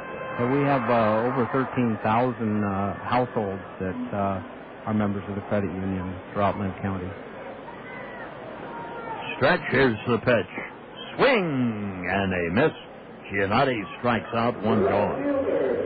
And how long has the credit union been in operation? We're celebrating our 70th year this year. Started out as the Cedar Rapids Teachers Credit Union and has progressed over the years to serve the entire community of Cedar Rapids. And has blossomed and blossomed and blossomed. It certainly has. We feel very fortunate that we're able to provide value-added financial services for so many people. And how long have you been with the company? Well, I'm celebrating my 25th year this year. So just like you, I'm kind of an old hand. Well, it's fun in Cedar Rapids, isn't it? It's a great town. It's a wonderful community to raise your family in. I grew up here and so enjoyed living here. So did I. And you look around and you leave, but you're anxious to come back. I left twice and came back both times. Kernels have Jordan Rentz in there with a ball and no strikes. Here's the pitch. This is another pitch that is wild. Ball 2 and no strikes. 1 out, runner at second. Rents the batter. Last half of the 6th inning.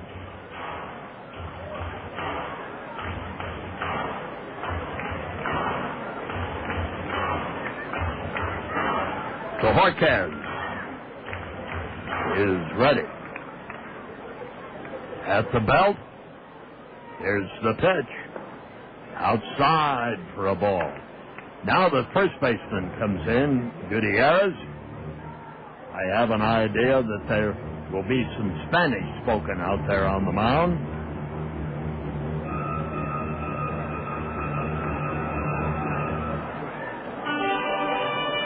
You know, usually pitchers and ball players from South America, they have a pretty quick boiling point, and I think that's what's happening to Horquez right now as he walks Jordan Rance.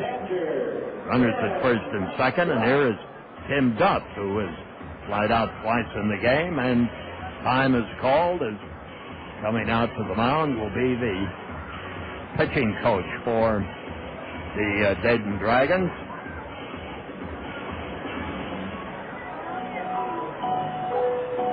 Larry Pearson does his duty walking out to the mound. Jim, your company, besides coming out to a ball game of this kind, what other promotional opportunities do you have? Well, today's a special event for us because it is our Membership Appreciation Day, but throughout the year we try and recognize our members by providing coffee and cookies and things like that. We do some fundraising with all of our membership. Our employees are very active in those type of events. I see that you had a... I'm sure they're active in community, your employees in community service. Oh, absolutely. That's very important for us. So, Bob, I want to thank you for inviting Joni and I to share the booth with you today. It's a real privilege to spend a few minutes talking to you. Well, it's a pleasure to have you up here, and we congratulate you on your Appreciation Day here. There's another ball that's outside to the right-handed batter, Tim Duff, who took a first pitch strike, and it's 1 ball, 1 strike. Kernels have a runner at first, runner at second, and 1 out, and a 5-0 Kernel lead. Horquez throws wildly again. 2 balls and a strike, and there, if he looks into the bullpen, all he's going to see is some dirt, because there isn't anybody there to rescue him at the moment, anyhow. Kernels in the last half of the 6th inning. Now we get the stretch. Here's the pitch. Swung on, fouled back. Count goes 2-2 to Jordan Rance. Or to Tim Duff, pardon me. Rance at first base. We indicated Rance down there with Sutton, and Duff is a 138 batter. This is only his 9th game as a Cedar Rapids Colonel. The pitch. Swung on. He fouled this one back up off the facade. Ball 2, strike 2. Most of your members are seated where today, Jim? Oh, we've got a lot of the red chairs here right out between third base and first base occupied today, Bob. I can't compliment say enough nice things about this facility and the staff here. They've been very hospitable, and what a great venue to have such an event at. It makes for a nice company outing, doesn't it? Oh, it's terrific. Very good, yes. And the way the stadium's laid out here, it's very comfortable. It's in the shade for the fans, and it makes it a great place to spend a nice afternoon. Tim Duff, right-handed batter. Here's the pitch. Outside, and now we go 3-2.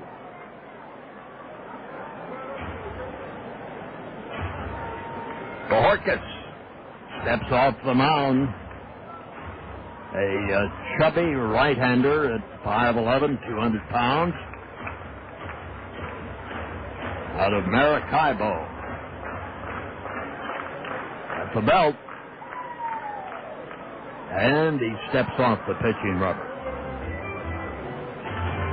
Now we're going to get a little movement down the left field line in the Dayton bullpen. Orcas takes plenty of time out there. Here's the pitch. Swung on and hit foul past Bobby Magianis. Still 3-2. I'll have to question those major league scores for you, too. Tim Duff, right-handed batter. He has no runs driven in. Wide out twice in this game. And the Kernels have the Ducks on the pond at first and second, and the stretch. Here's the pitch. Ball 4, high and inside. So he has walked the bases loaded in the last half of the sixth inning. And that brings up the hitting star of this series, Alexi Casilla. Jim, Alexi, from last night till today, had 6 consecutive hits in 6 consecutive at-bats. And he has hit a home run and single and has scored twice and stolen the base today. So, amazing string, isn't he? He bears some watching here. Yeah, he'll be playing in another league here pretty quick. Well, he's a prospect there. Any question about that? Tall right-hander throwing down the left field line, and the Dragons bullpen. Cedar Rapids with a 5-0 lead, trying to break this game open.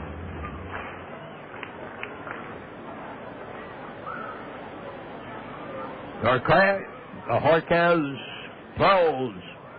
Casilla fouls it back. Another thing this young man likes, Jim, is to swing on at the first pitch. If it's in there, he'll take a swipe at it.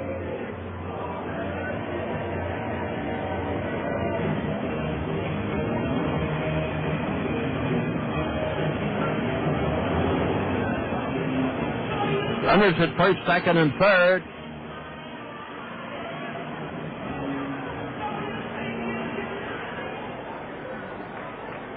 The infield, double play depth. They'd give up a run for a double play. Here's the strike one pitch, and it's fouled off to the right by Alexi. Casillas with his 3rd home run of the year today.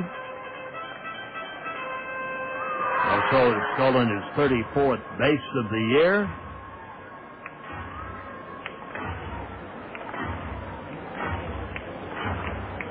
And on a Sunday afternoon, it's a good thing we have light.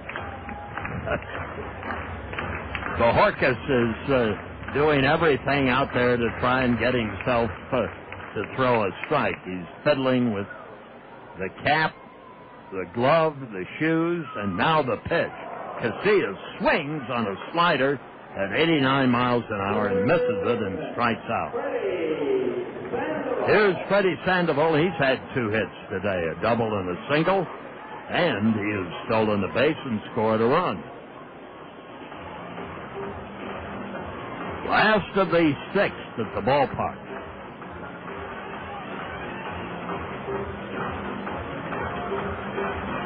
Sandoval stands in.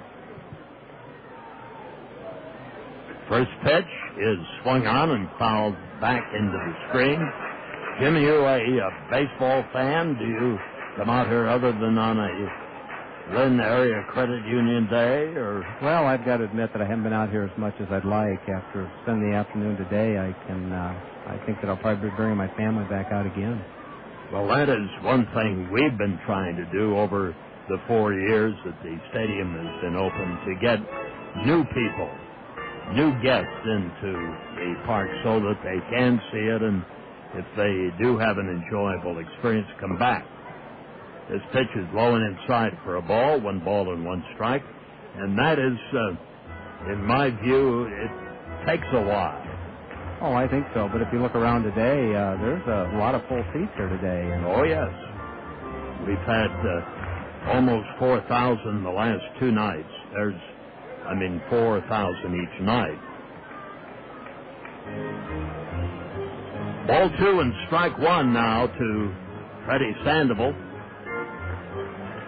Remember, there'll be another game tomorrow at 7 to wind up the homestay. Cedar Rapids and Dayton. The first pitch will be at 7 o'clock. Here's the pitch. Low for a ball.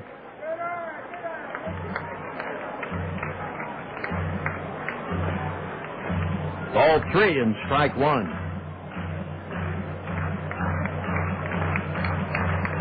Bohorkas. Now he roughs up the base. This guy has got quite a routine out there on the mound. He roughs up the ball. He fiddles with his cap. He hitches up his pants. He hits his socks. Makes sure his feet are right. And then delivers a strike on the inside corner. Now we go 3-2 to Sandoval.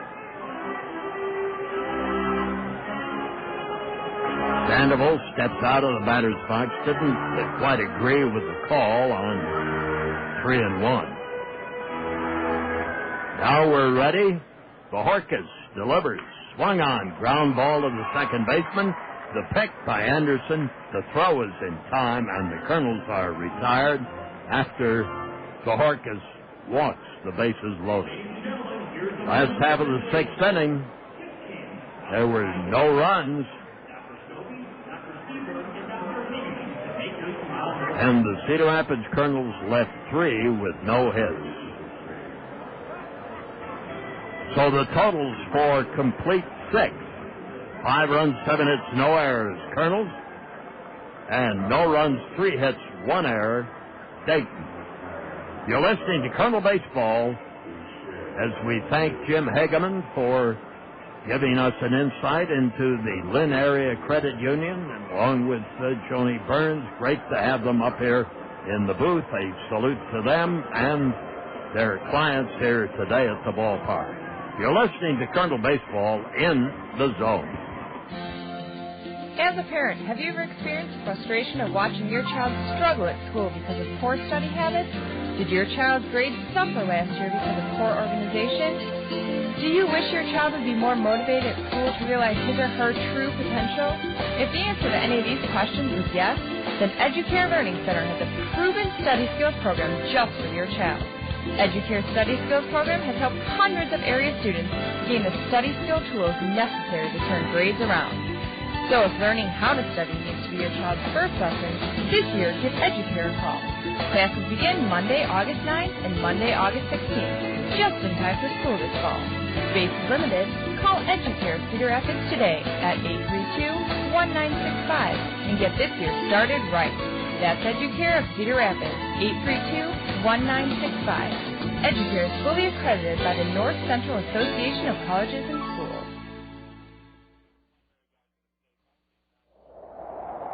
You've heard the term paperwork blizzard. Well, at times we're snowed under by the volume of paper materials we use in our homes. That includes everything from newspapers and magazines to cereal and tissue boxes. The list goes on and on. Your friends at Solid Waste and Recycling remind you most of these paper products can be recycled. So instead of throwing them in the trash, put them in your blue recycling box for curbside collection. Then you'll be doing your part to reduce waste and save landfill space. Jeremiah Pipcorn, the first batter, against the right-hander Michelle Samar, and this is a ball inside to make it ball 1 and no strikes. There is another ball delivered by Michelle. Ball 2 and no strikes. We've started the 7th inning here. There's a swing and a foul off to the left. 2 balls and a strike. We were talking about the spring house and what to say about Sunday, and John said, say something about lasagna. There's a ground ball to the third baseman. Sandoval, the accurate throw, in time for the out. Well, what is there to say about lasagna? Well, it's very good at the Spring House. Lasagna is prepared daily and fresh and ready for you at the Spring House. So you go out there and try it on Sunday. They'll be ready for you, open until 8 on this Sunday. So let's have the trivia question. All right. Who is the only player in Major League history to have a 200-hit season, a 50-steal season, and a 40 home run season? I'll repeat that question in a second. Swinging a foul back by Gutierrez, and the count moves along to a ball and 2 strikes. 1 out. Kernels lead it 5-0. Again, our trivia question, who is the only player in Major League history to have a 200-hit season, a 50-steal season, and a 40 home run season? Our phone number here is 896-7589. Again, that's 896-7589. If you have an answer, call in and you can pick up a gift certificate to the Spring House.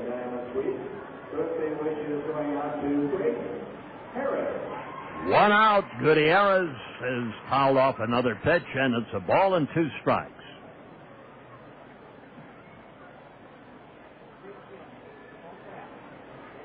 Now the sign given. Here's the pitch. Just off the corner. Ball 2, strike 2.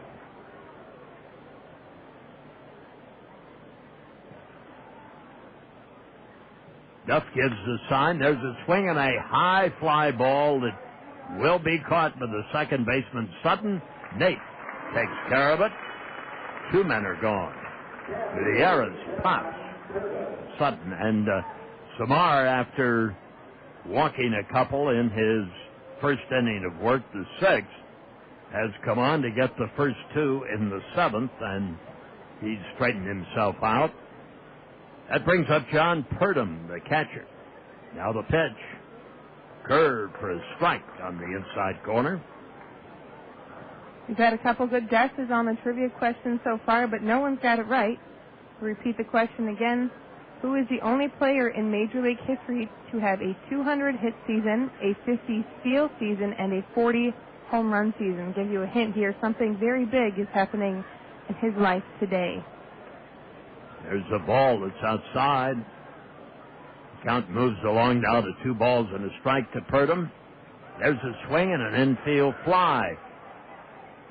Catcher is there, and Duff hauls it in down along the third baseline. Quick work by Michelle Samar. Excellent release. And no runs and nothing across. We go to the last half of the 7th inning. The fans out here up for the 7th inning stretch on a beautiful Sunday afternoon where the Kernels are trying to make it 2 straight over the Dayton Dragons, and they're up 5-0. Now pitching for the Dragons, number 26, Zach. I live for you, I feed your cat, I fold your undies at the laundromat. Unless you want me to have them dry, I get paid for that. I'll work things out, things get bad. I'll save my soul back before I meet your dad. I'll wear a turtleneck to strategically hide my tattoos if I can. I'm waving the fence, I'm waving your hand. I'm giving you all my time, but this Dr. Pepper is mine. Rich taste, forget it. This Dr. Pepper is mine. One taste and you get it. I'm shocked with you, always be true. I'll never share my Dr. Pepper with you. Sorry. This Dr. Pepper is mine. One taste and you get it. So rich. This Dr. Pepper is mine. So refreshing taste, drinking by the case. This Dr. Pepper is mine. Is it even the word? Ever wondered who coined the phrase, "We eliminate the middleman"? Well, one thing's pretty certain. It wasn't the middleman. And how did they eliminate him? Something fishy there. But I digress. Geico pioneered direct-to-consumer car insurance over 65 years ago, and they've been saving smart drivers money ever since. Give them a call, and you might ask them, What did they do with the middleman? Geico's customer satisfaction stands at 97%. How would you rate your car insurance company? Geico. 1-800-947-AUTO. 15 minutes could save you 15%.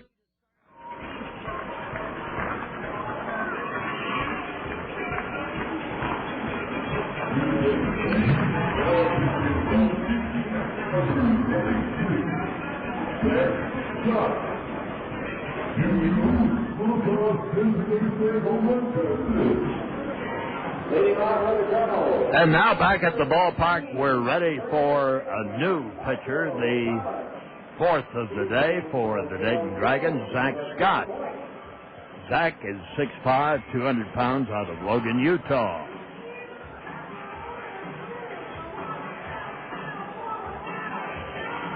And the first man to step in will be Michael Collins for the Cedar Rapids Kernels. And the first pitch is outside for a ball 1. Scott is 2-2, 3.64 ERA. Big right-hander, fouled back into the screen by Michael Collins on that offering. 1 ball, 1 strike. We have a winner to congratulate on the Springhouse Trivia question. Congratulations to Mark Meyer of Marion, Iowa. He called in and guessed Ryan Sandberg was the correct answer for our trivia question. He is the only player in Major League history to have a 200-hit season, a 50 steal season, and a 40 home run season. And we said something big was happening in his life today. Of course, he's getting inducted into the Hall of Fame. And so is Wade Boggs at Cooperstown, New York. Sandberg had a 200-hit season in 1984. He had 54 stolen bases in 1985 and 40 home runs in 1990. So congratulations to Mark Meyer. We'll send you your gift certificate to the Springhouse. And while all of that was going on, Julia, Collins drew a free pass to first base. And the left-handed batting Josh LeBlanc stands in. LeBlanc fouls this one back. Well, Zach Johnson is undoubtedly not going to win the Buick Open, but the Cedar Rapidian has got a great shot at finishing second. DJ Singh is 23 under par for the tournament. There's a swing and a foul back. And they have played through the 12th hole. And Zach Johnson is at 19 under par. Robert Allenby is finished at 18 under par.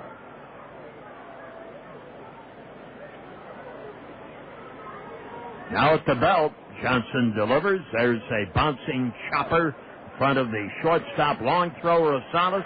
Not in time. He beat it out. Infield hit. Base hit by Josh LeBlanc. And the Kernels try to get some more here. Leading 5-0. They have runners at first and second. And Warner Madrigal comes on. He grounded out in the first, in the third, and in the fifth inning.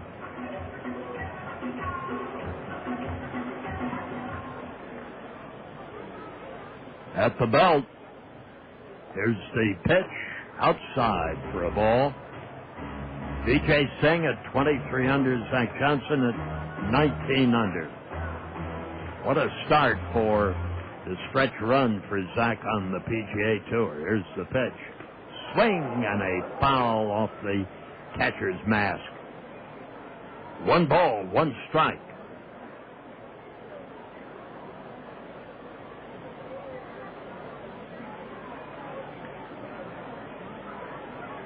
Warner Madrigal hitting .243, and to keep that average there, he needs a hit here. Curve drops low and away. Nobody out. 2 on. Last half of the 7th inning. The game now 2 hours old. Now the stretch. Here's the pitch. Too low for a ball. Listening to KCRG in Cedar Rapids, the zone. at the 4 o'clock hour.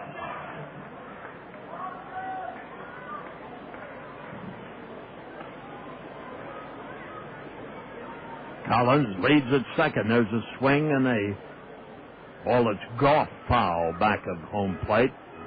We go to 3-2.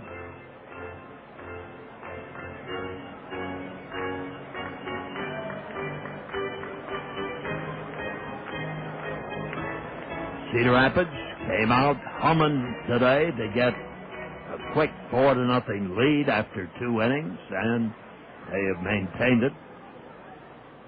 Now the pitch. Swung on, bounced to the first baseman. He gloves it, tags the bag, and Madrigal is out to Gutierrez unassisted, but the runners advance to second and third, and that brings up Nate Sutton.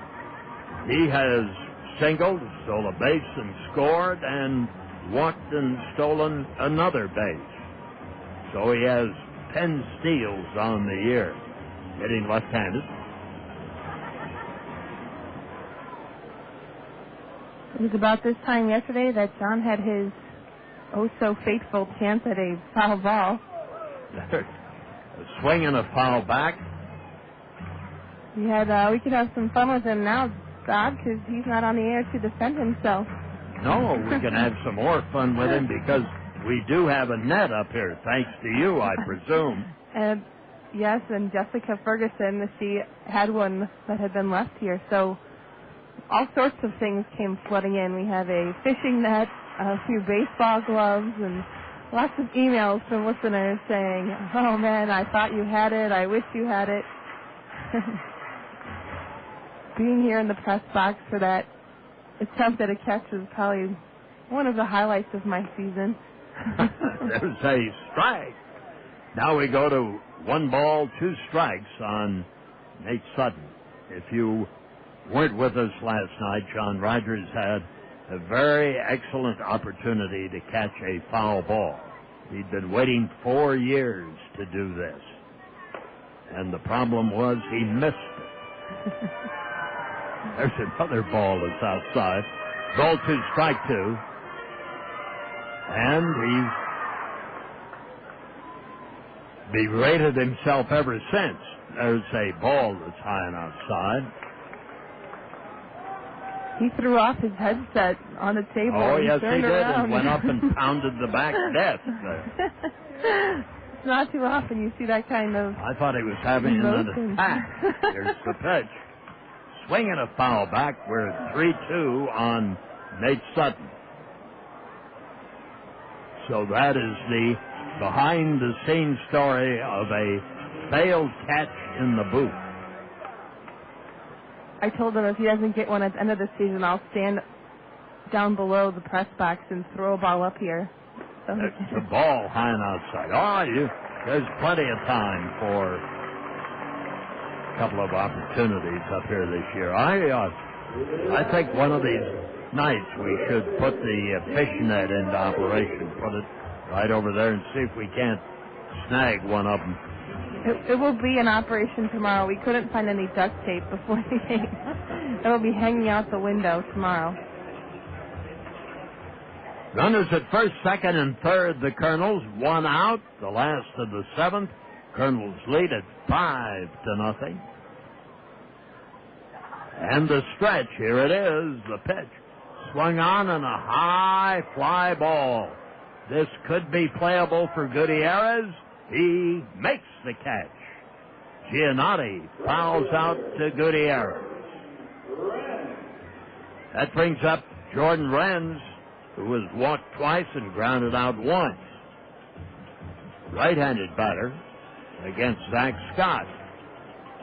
We have Conley at third, Rosales at short, Anderson at second, Gutierrez at first, Purdon catcher for Dayton. Pipcorn in left, Zmansky in center, straight and right.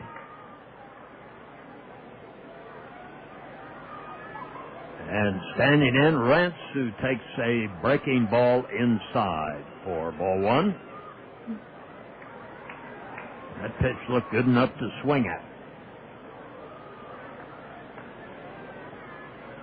At the belt, here it is. Swung on, he didn't mean to, but he did make contact, and the foul ball off to the right. 1 ball, 1 strike. Same 2 teams tomorrow at 7.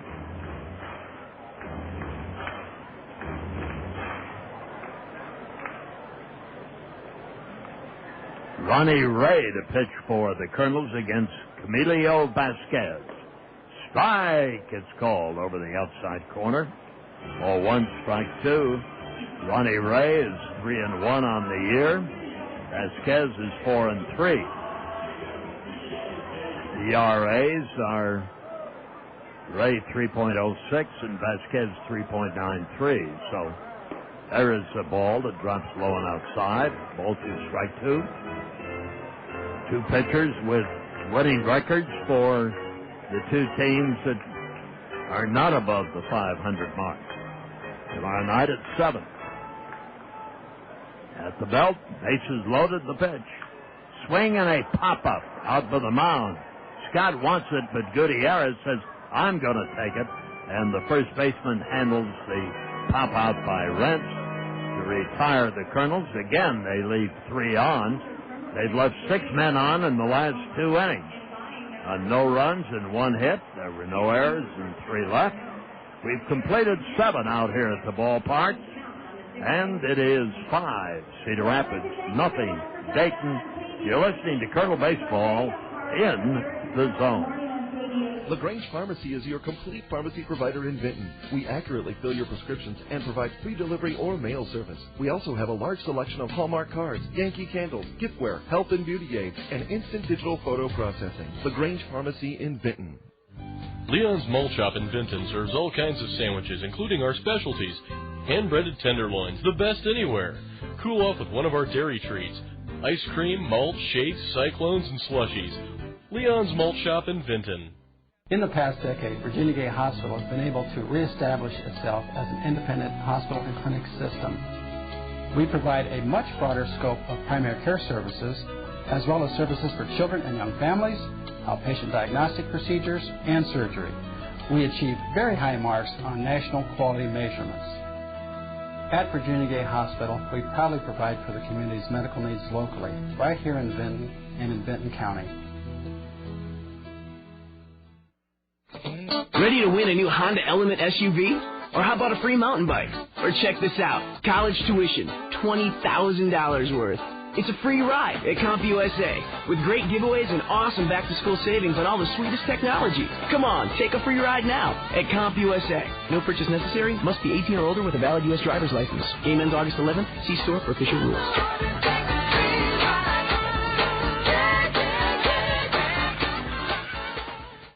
John Rogers along with Bob Brooks, and the line score reads through 7, 5 runs for the Kernels on 8 hits, no errors. No runs for the visiting Dragons. They've been limited to just 3 hits, and they've made an error. And here in the 8th inning for Dayton, it'll be the lower third of their order. Conley, Mejia, Straight to face Michelle Samar, who has walked a pair but given up just a hit and no runs in his 2 innings of relief of starter Nick Green.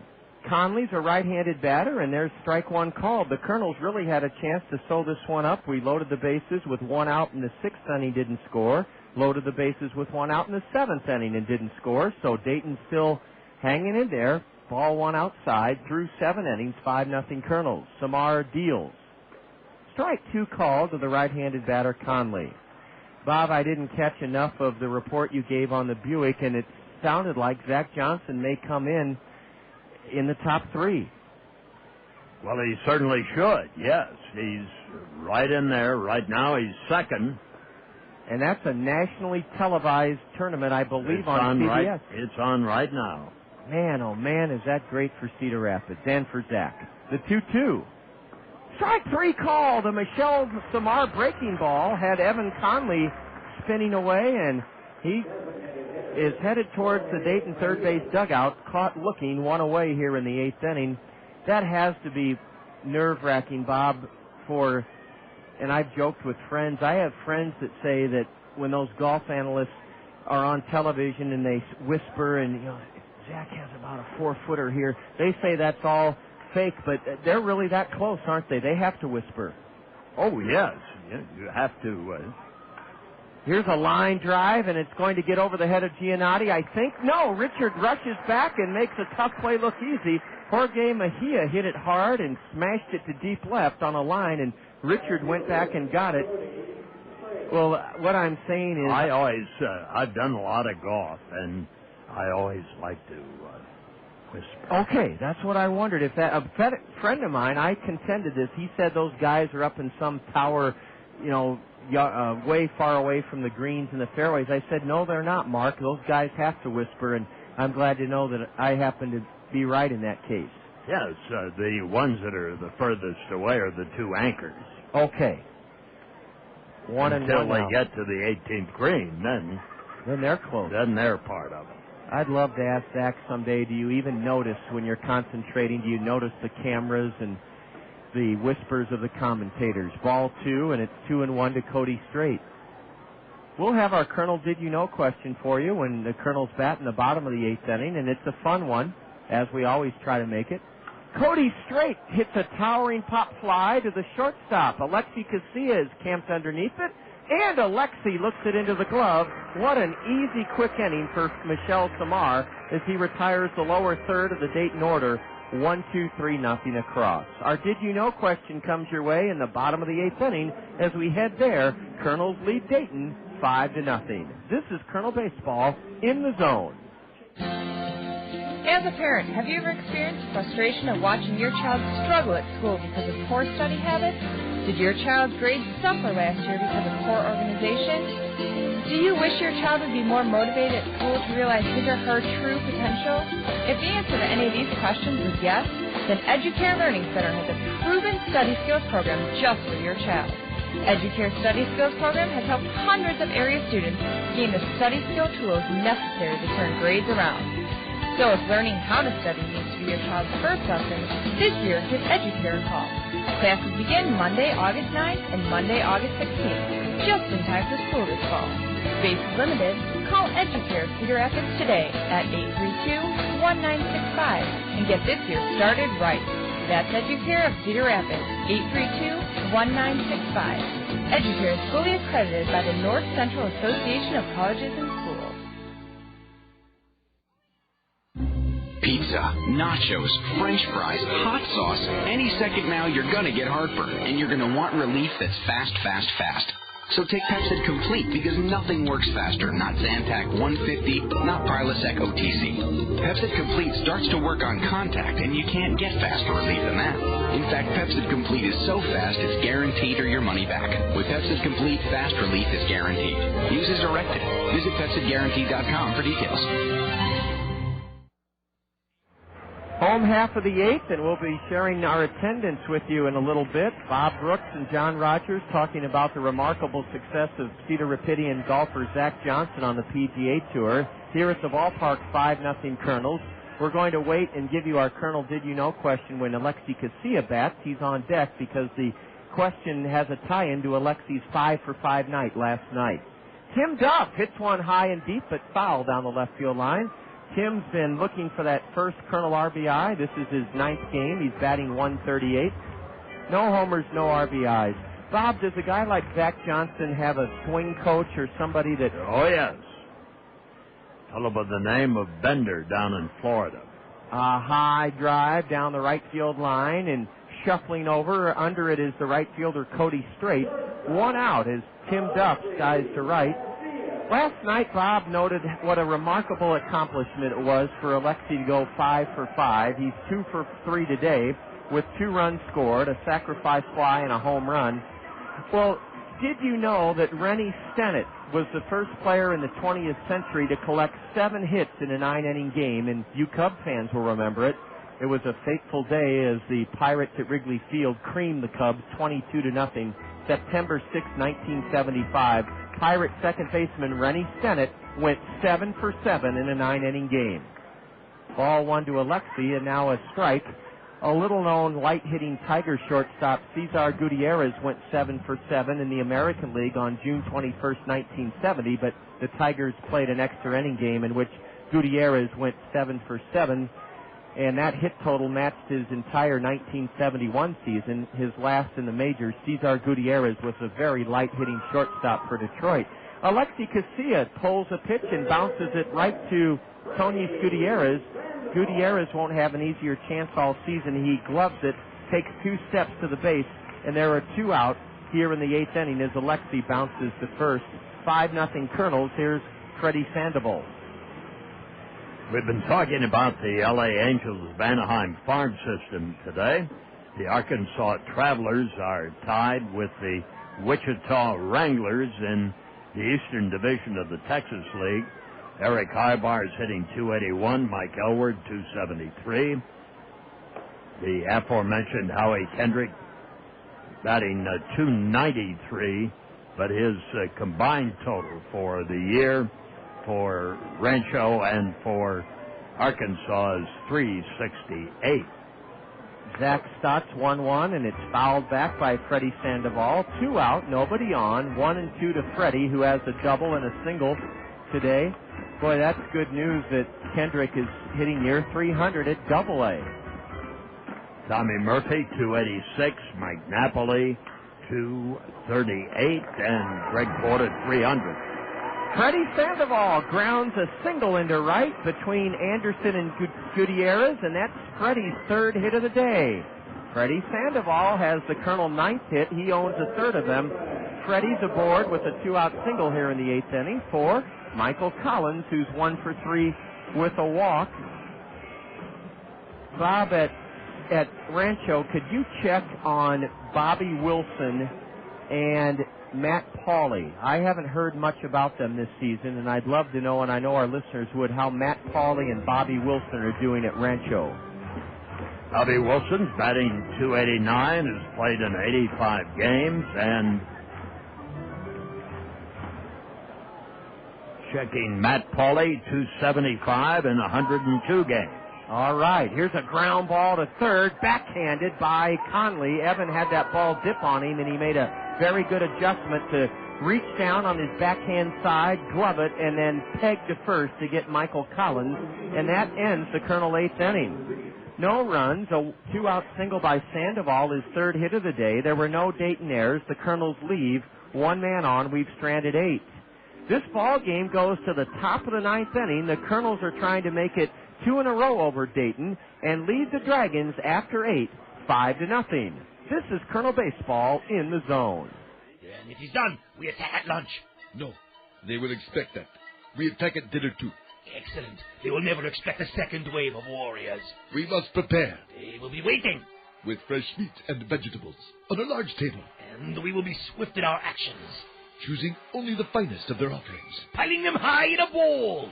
Then cooking them fast on a sizzling grill. And then we eat. Gaze upon your fresh meats and vegetables for the final time.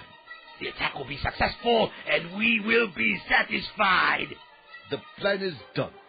What are you guys doing? Oh, hey, Valerie. Yeah, we're just getting ready for lunch at Genghis Grill. You want to go? Yes, to Genghis Grill. Probably no to you two. Okay. She is a spy. And not nearly as hot as she thinks she is. Fresh food attack. Genghis Grill, where Edgewood Road meets Williams Boulevard in Cedar Rapids, next to Gander Mountain. Are you and your family prepared for emergency threats? Have you developed a household emergency supply kit? The Grundig FR200 radio with built-in flashlight is an essential part of any emergency kit. The FR200 operates battery-free through a built-in hand-crank power generator, guaranteeing you power when you need it most. Crank for 1 minute to get 1 hour of local AM, FM, or international shortwave broadcasts. To purchase this versatile safety product, visit your local Brookstone, Restoration Hardware, Radio Shack, or Good Guys retail stores.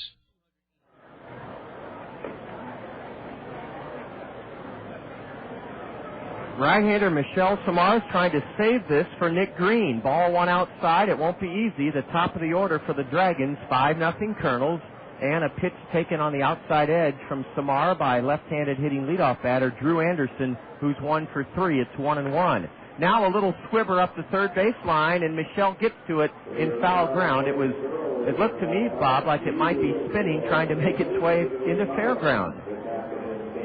It squirted foul and then tried, yes, it looked like it might jump back at him. I think Chris Waters is probably warming up in the bullpen. Yes, a right-hander up in the Colonel bullpen as Michelle Samar is trying to complete a fourth inning of relief and save it for Nick Green. 5-0 Kernels, the 1-2 to Anderson. Strike 3 called!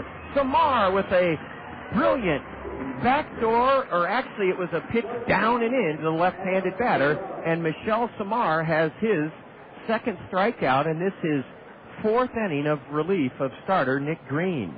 Well, he came on in the sixth inning and had control problems. But after that, he's been very, very solid.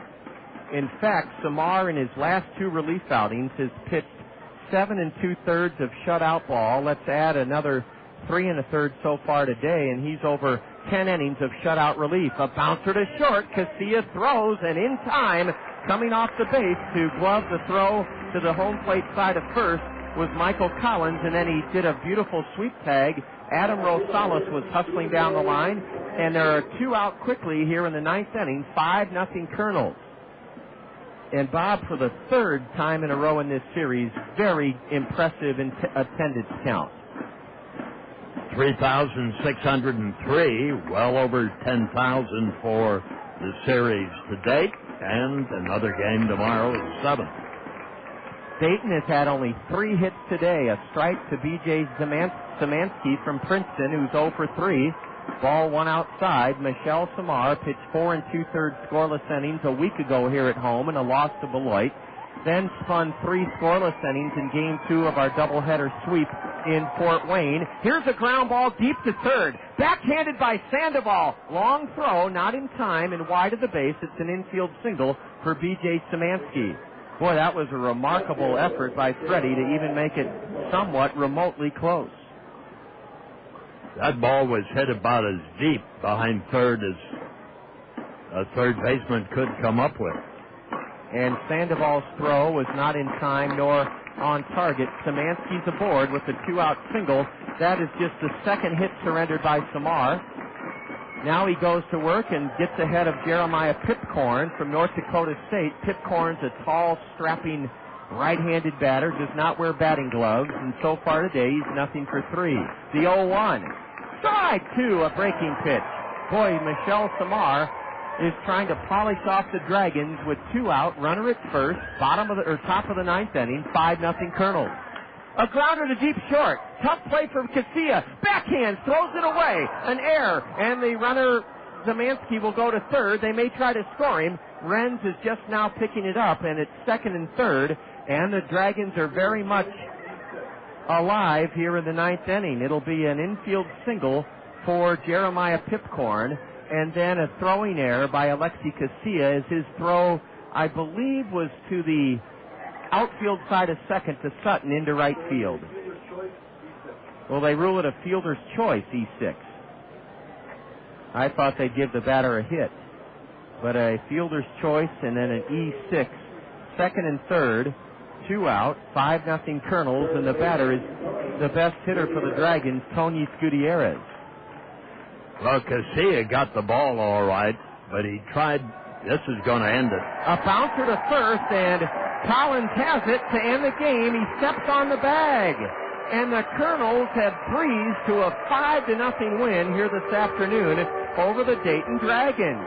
I was surprised that Tony Gutierrez swung at the first pitch. He did, and chopped out to first. And I'll tell you what, this is not a criticism of the Dragons, but they look very, very lifeless today, Bob. They really did. Well, as we said early, it looked like they were cast in concrete or were sleepwalking out there, and that's the way they played, and the Kernels took advantage of it and went on to a second straight victory over the Dragons. And we'll have the game recap and all the fun totals in just a moment. In the ninth inning, no runs for Dayton, 1 hit, 1 Kernel error, the first Kernel error of the day. The Dragons leave 2 aboard. They stranded 5. 5-0 Kernels, and Bob and I will return in just a moment with the Colonel Curtain call here in the zone. We've been telling you for some time that Greg's Lawn Service is a cut above the rest. when it comes to caring for your lawn. However, Greg's experienced staff does so much more than lawn care. They offer complete landscape design and installation, concrete curb edging, grading, sodding, and hydro seeding. Yes, Greg's is a complete lawn care service, and they welcome the opportunity to show you why they are a cut above the rest. Give Greg's a call for more details about their wide range of services. Hey, Jen. Hey, guys. Sorry I'm late for lunch, but I have a good reason. Let me guess. New purse, new shoes. Hey, new haircut. Yeah, I had a change of heart with my hairstyle and stopped by Cost Cutters. Oh. So, what you think? I think it looks great. I love the color and the layers. Yeah, I like it and all, but I'm sure you'll change it next week. Hey, my hair is always a struggle. One minute I love it, the next I'm ready for a whole new hair color. Cost Cutters is the only salon that can keep up with my changing style. Ooh, remember when you had it short and spiky? Or when it was shoulder length and red. Oh, I forgot about that one. No, I should try shoulder length and red. Chris? Yes. All I know is that Cost Cutters is the only salon for me. And me. Ditto. Hey, gang. For once we all agree. Yeah. Make your neighborhood Cost Cutters the only salon for you and your style. Cost Cutters, just your style. Cost Cutters is proud to support Eastern Iowa's most wholesome, affordable family entertainment, Cedar Rapids Kernels Baseball. It's time for the Kernels Curtain Call, right here on the Zone, ESPN Radio 1600 AM. With a recap of all the action, the State Farm Major League scoreboard, plus a look ahead to the next Kernels game, let's rejoin the voice of the Kernels, the one, the only John Rogers, here on the Zone, ESPN Radio 1600 AM. John Rogers ready to hand it over to Bob Brooks to get Bob's thoughts on a very, very impressive Kernel 5-0 win that gives the Kernels a lead in this series 2-1. It took 2 hours and 22 minutes, but the main story of this game was the Kernels broke out of the starting gate fast. They took this ball game right to the Dayton Dragons out of the chute. In the first inning, Casilla, single, swipe second, Sandoval, double, swipe third, and the Kernels scored on a sacrifice fly by LeBlanc, and Cedar Rapids was up 2-0. In the second inning, Sutton single, swipe second base, Giannotti single, and he swiped second. There was an error on the center fielder. Rentz walked, and the Kernels on a sacrifice fly by Casilla put themselves 2 more runs up and led 4-0 after 2. And now we get back to the guts of this game, and that was the starting pitching and the relief pitching today. Nick Green, a refugee from the bullpen, came on and notched his very first win of the year.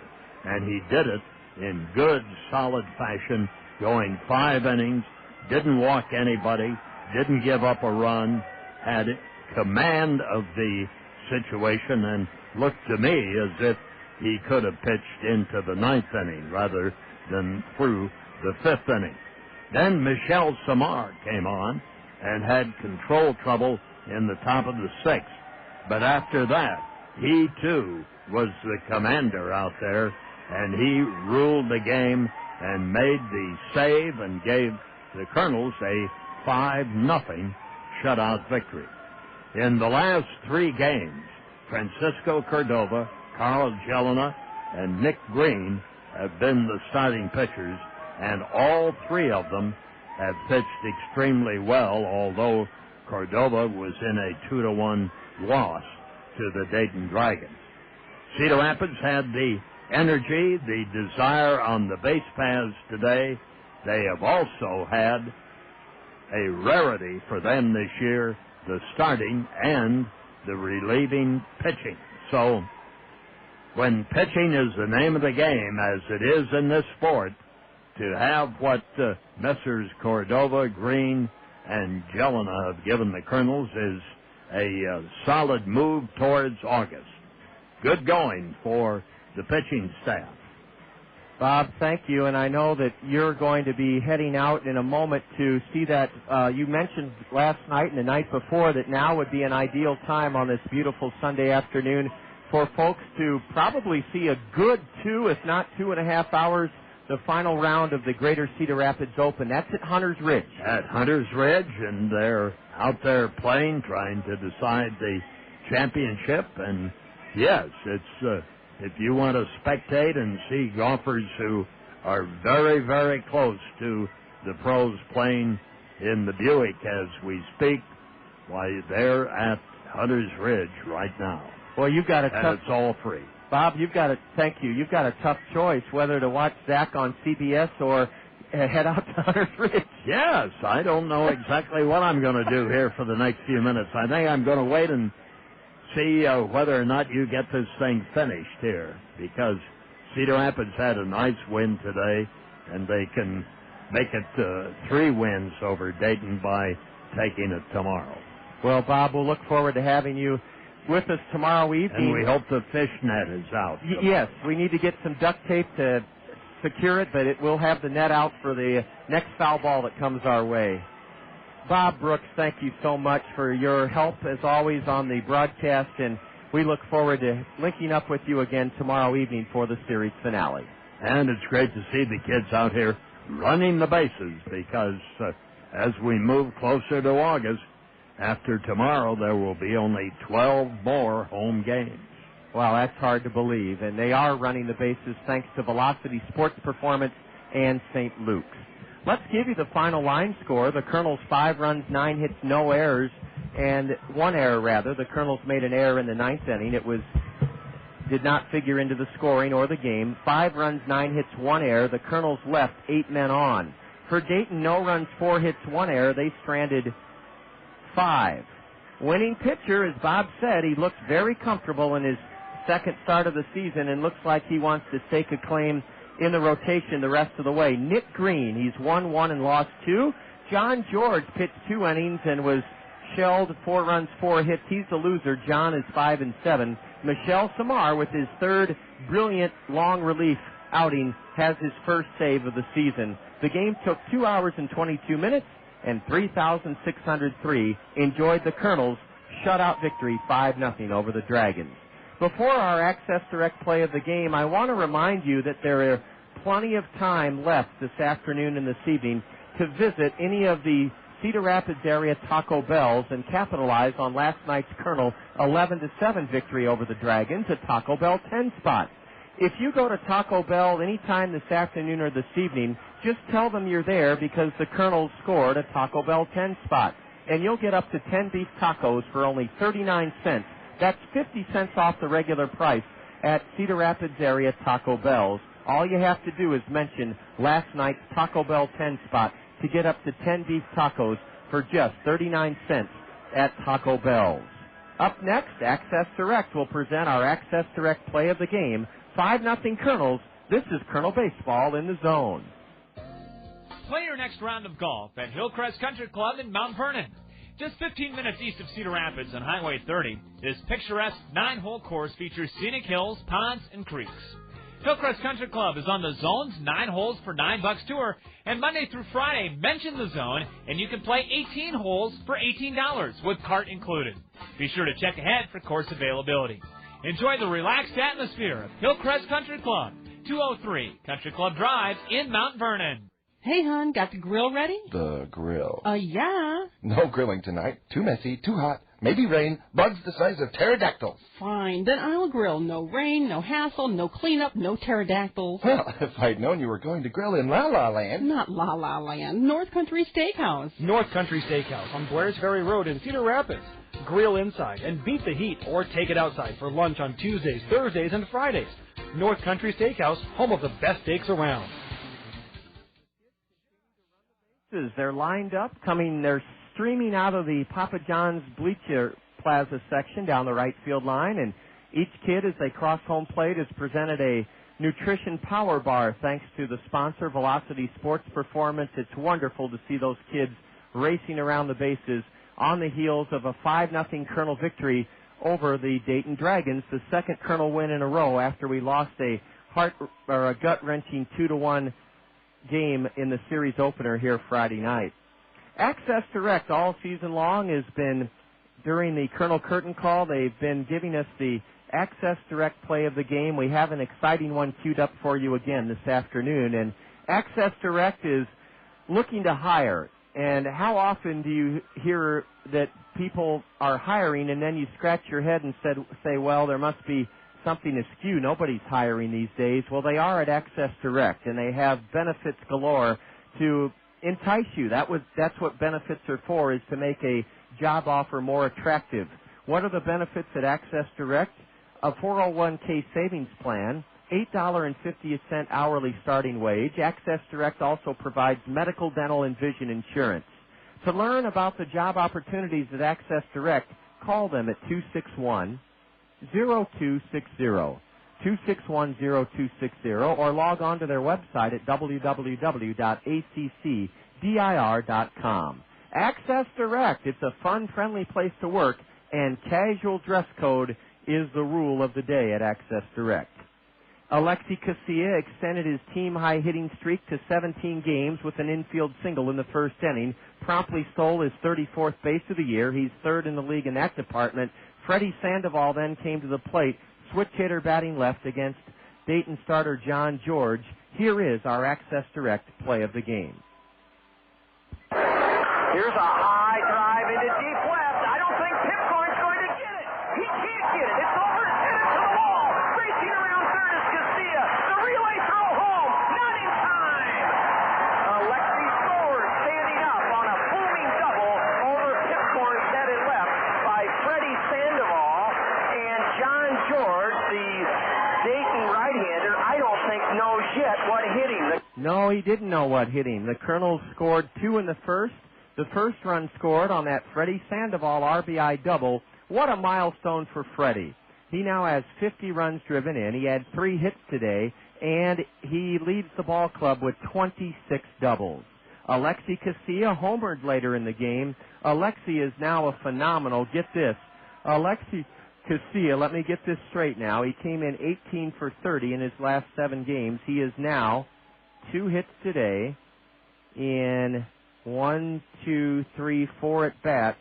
Alexi Casilla is 20 for his last 34 and riding a 17-game hitting streak.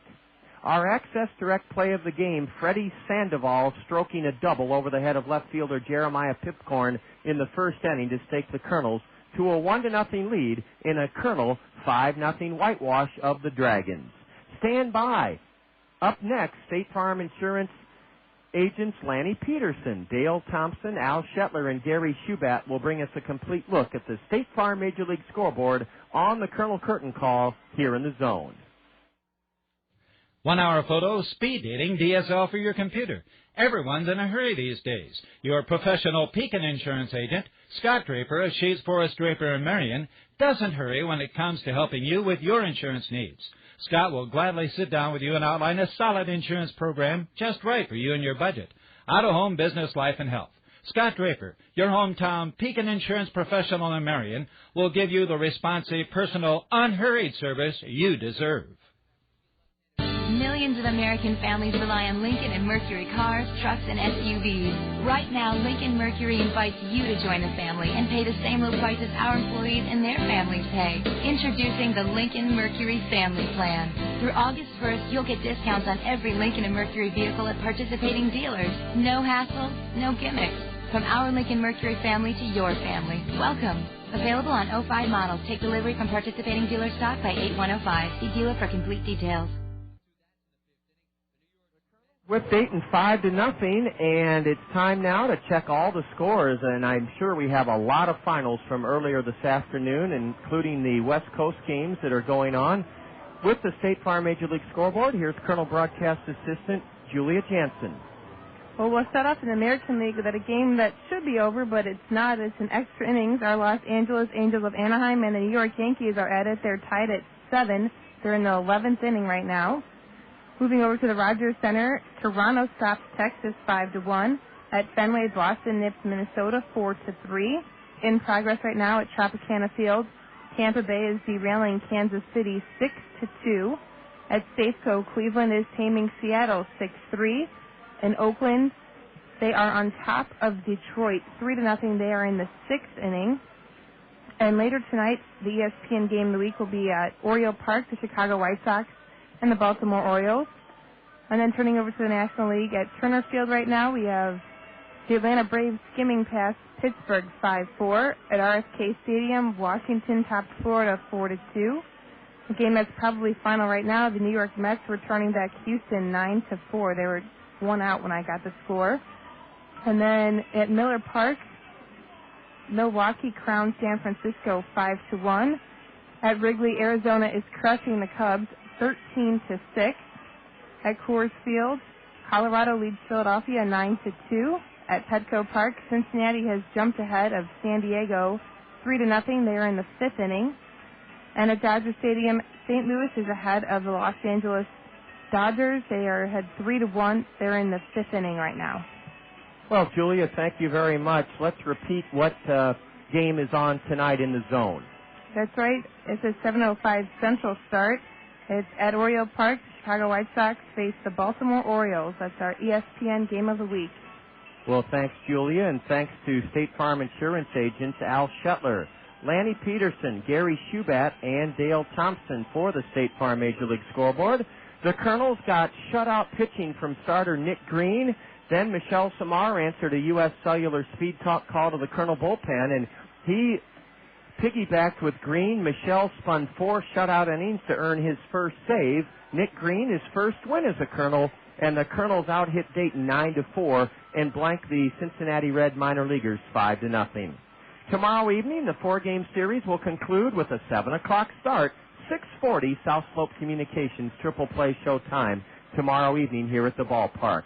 Meet me at the stadium, won't you? Julia, Bob, and I will be here, and we do invite you to meet us here. We are so thankful for all the great support we've had already this spring and summer here at the ballpark, and we invite you to come join in on the fun tomorrow evening. I think Bob said, Julia, after tomorrow, I think he said there's only 12 home games left in the season. Wow. That's hard to believe. That is hard to believe. It just seemed like yesterday you were coming into the stadium in January, learning about the position, and now we're headed into August. What a great finish to July, 5-0 Kernels. Special thanks to Sean Patty, our in-studio engineer. Sean, thank you for your fine work. For legendary sportscaster Bob Brooks and Kernel broadcast assistant Julia Jansen, I'm John Rogers, wishing you a wonderful rest of your Sunday afternoon and evening. 5-0 Kernels over Dayton. This has been Kernel Baseball in the Zone.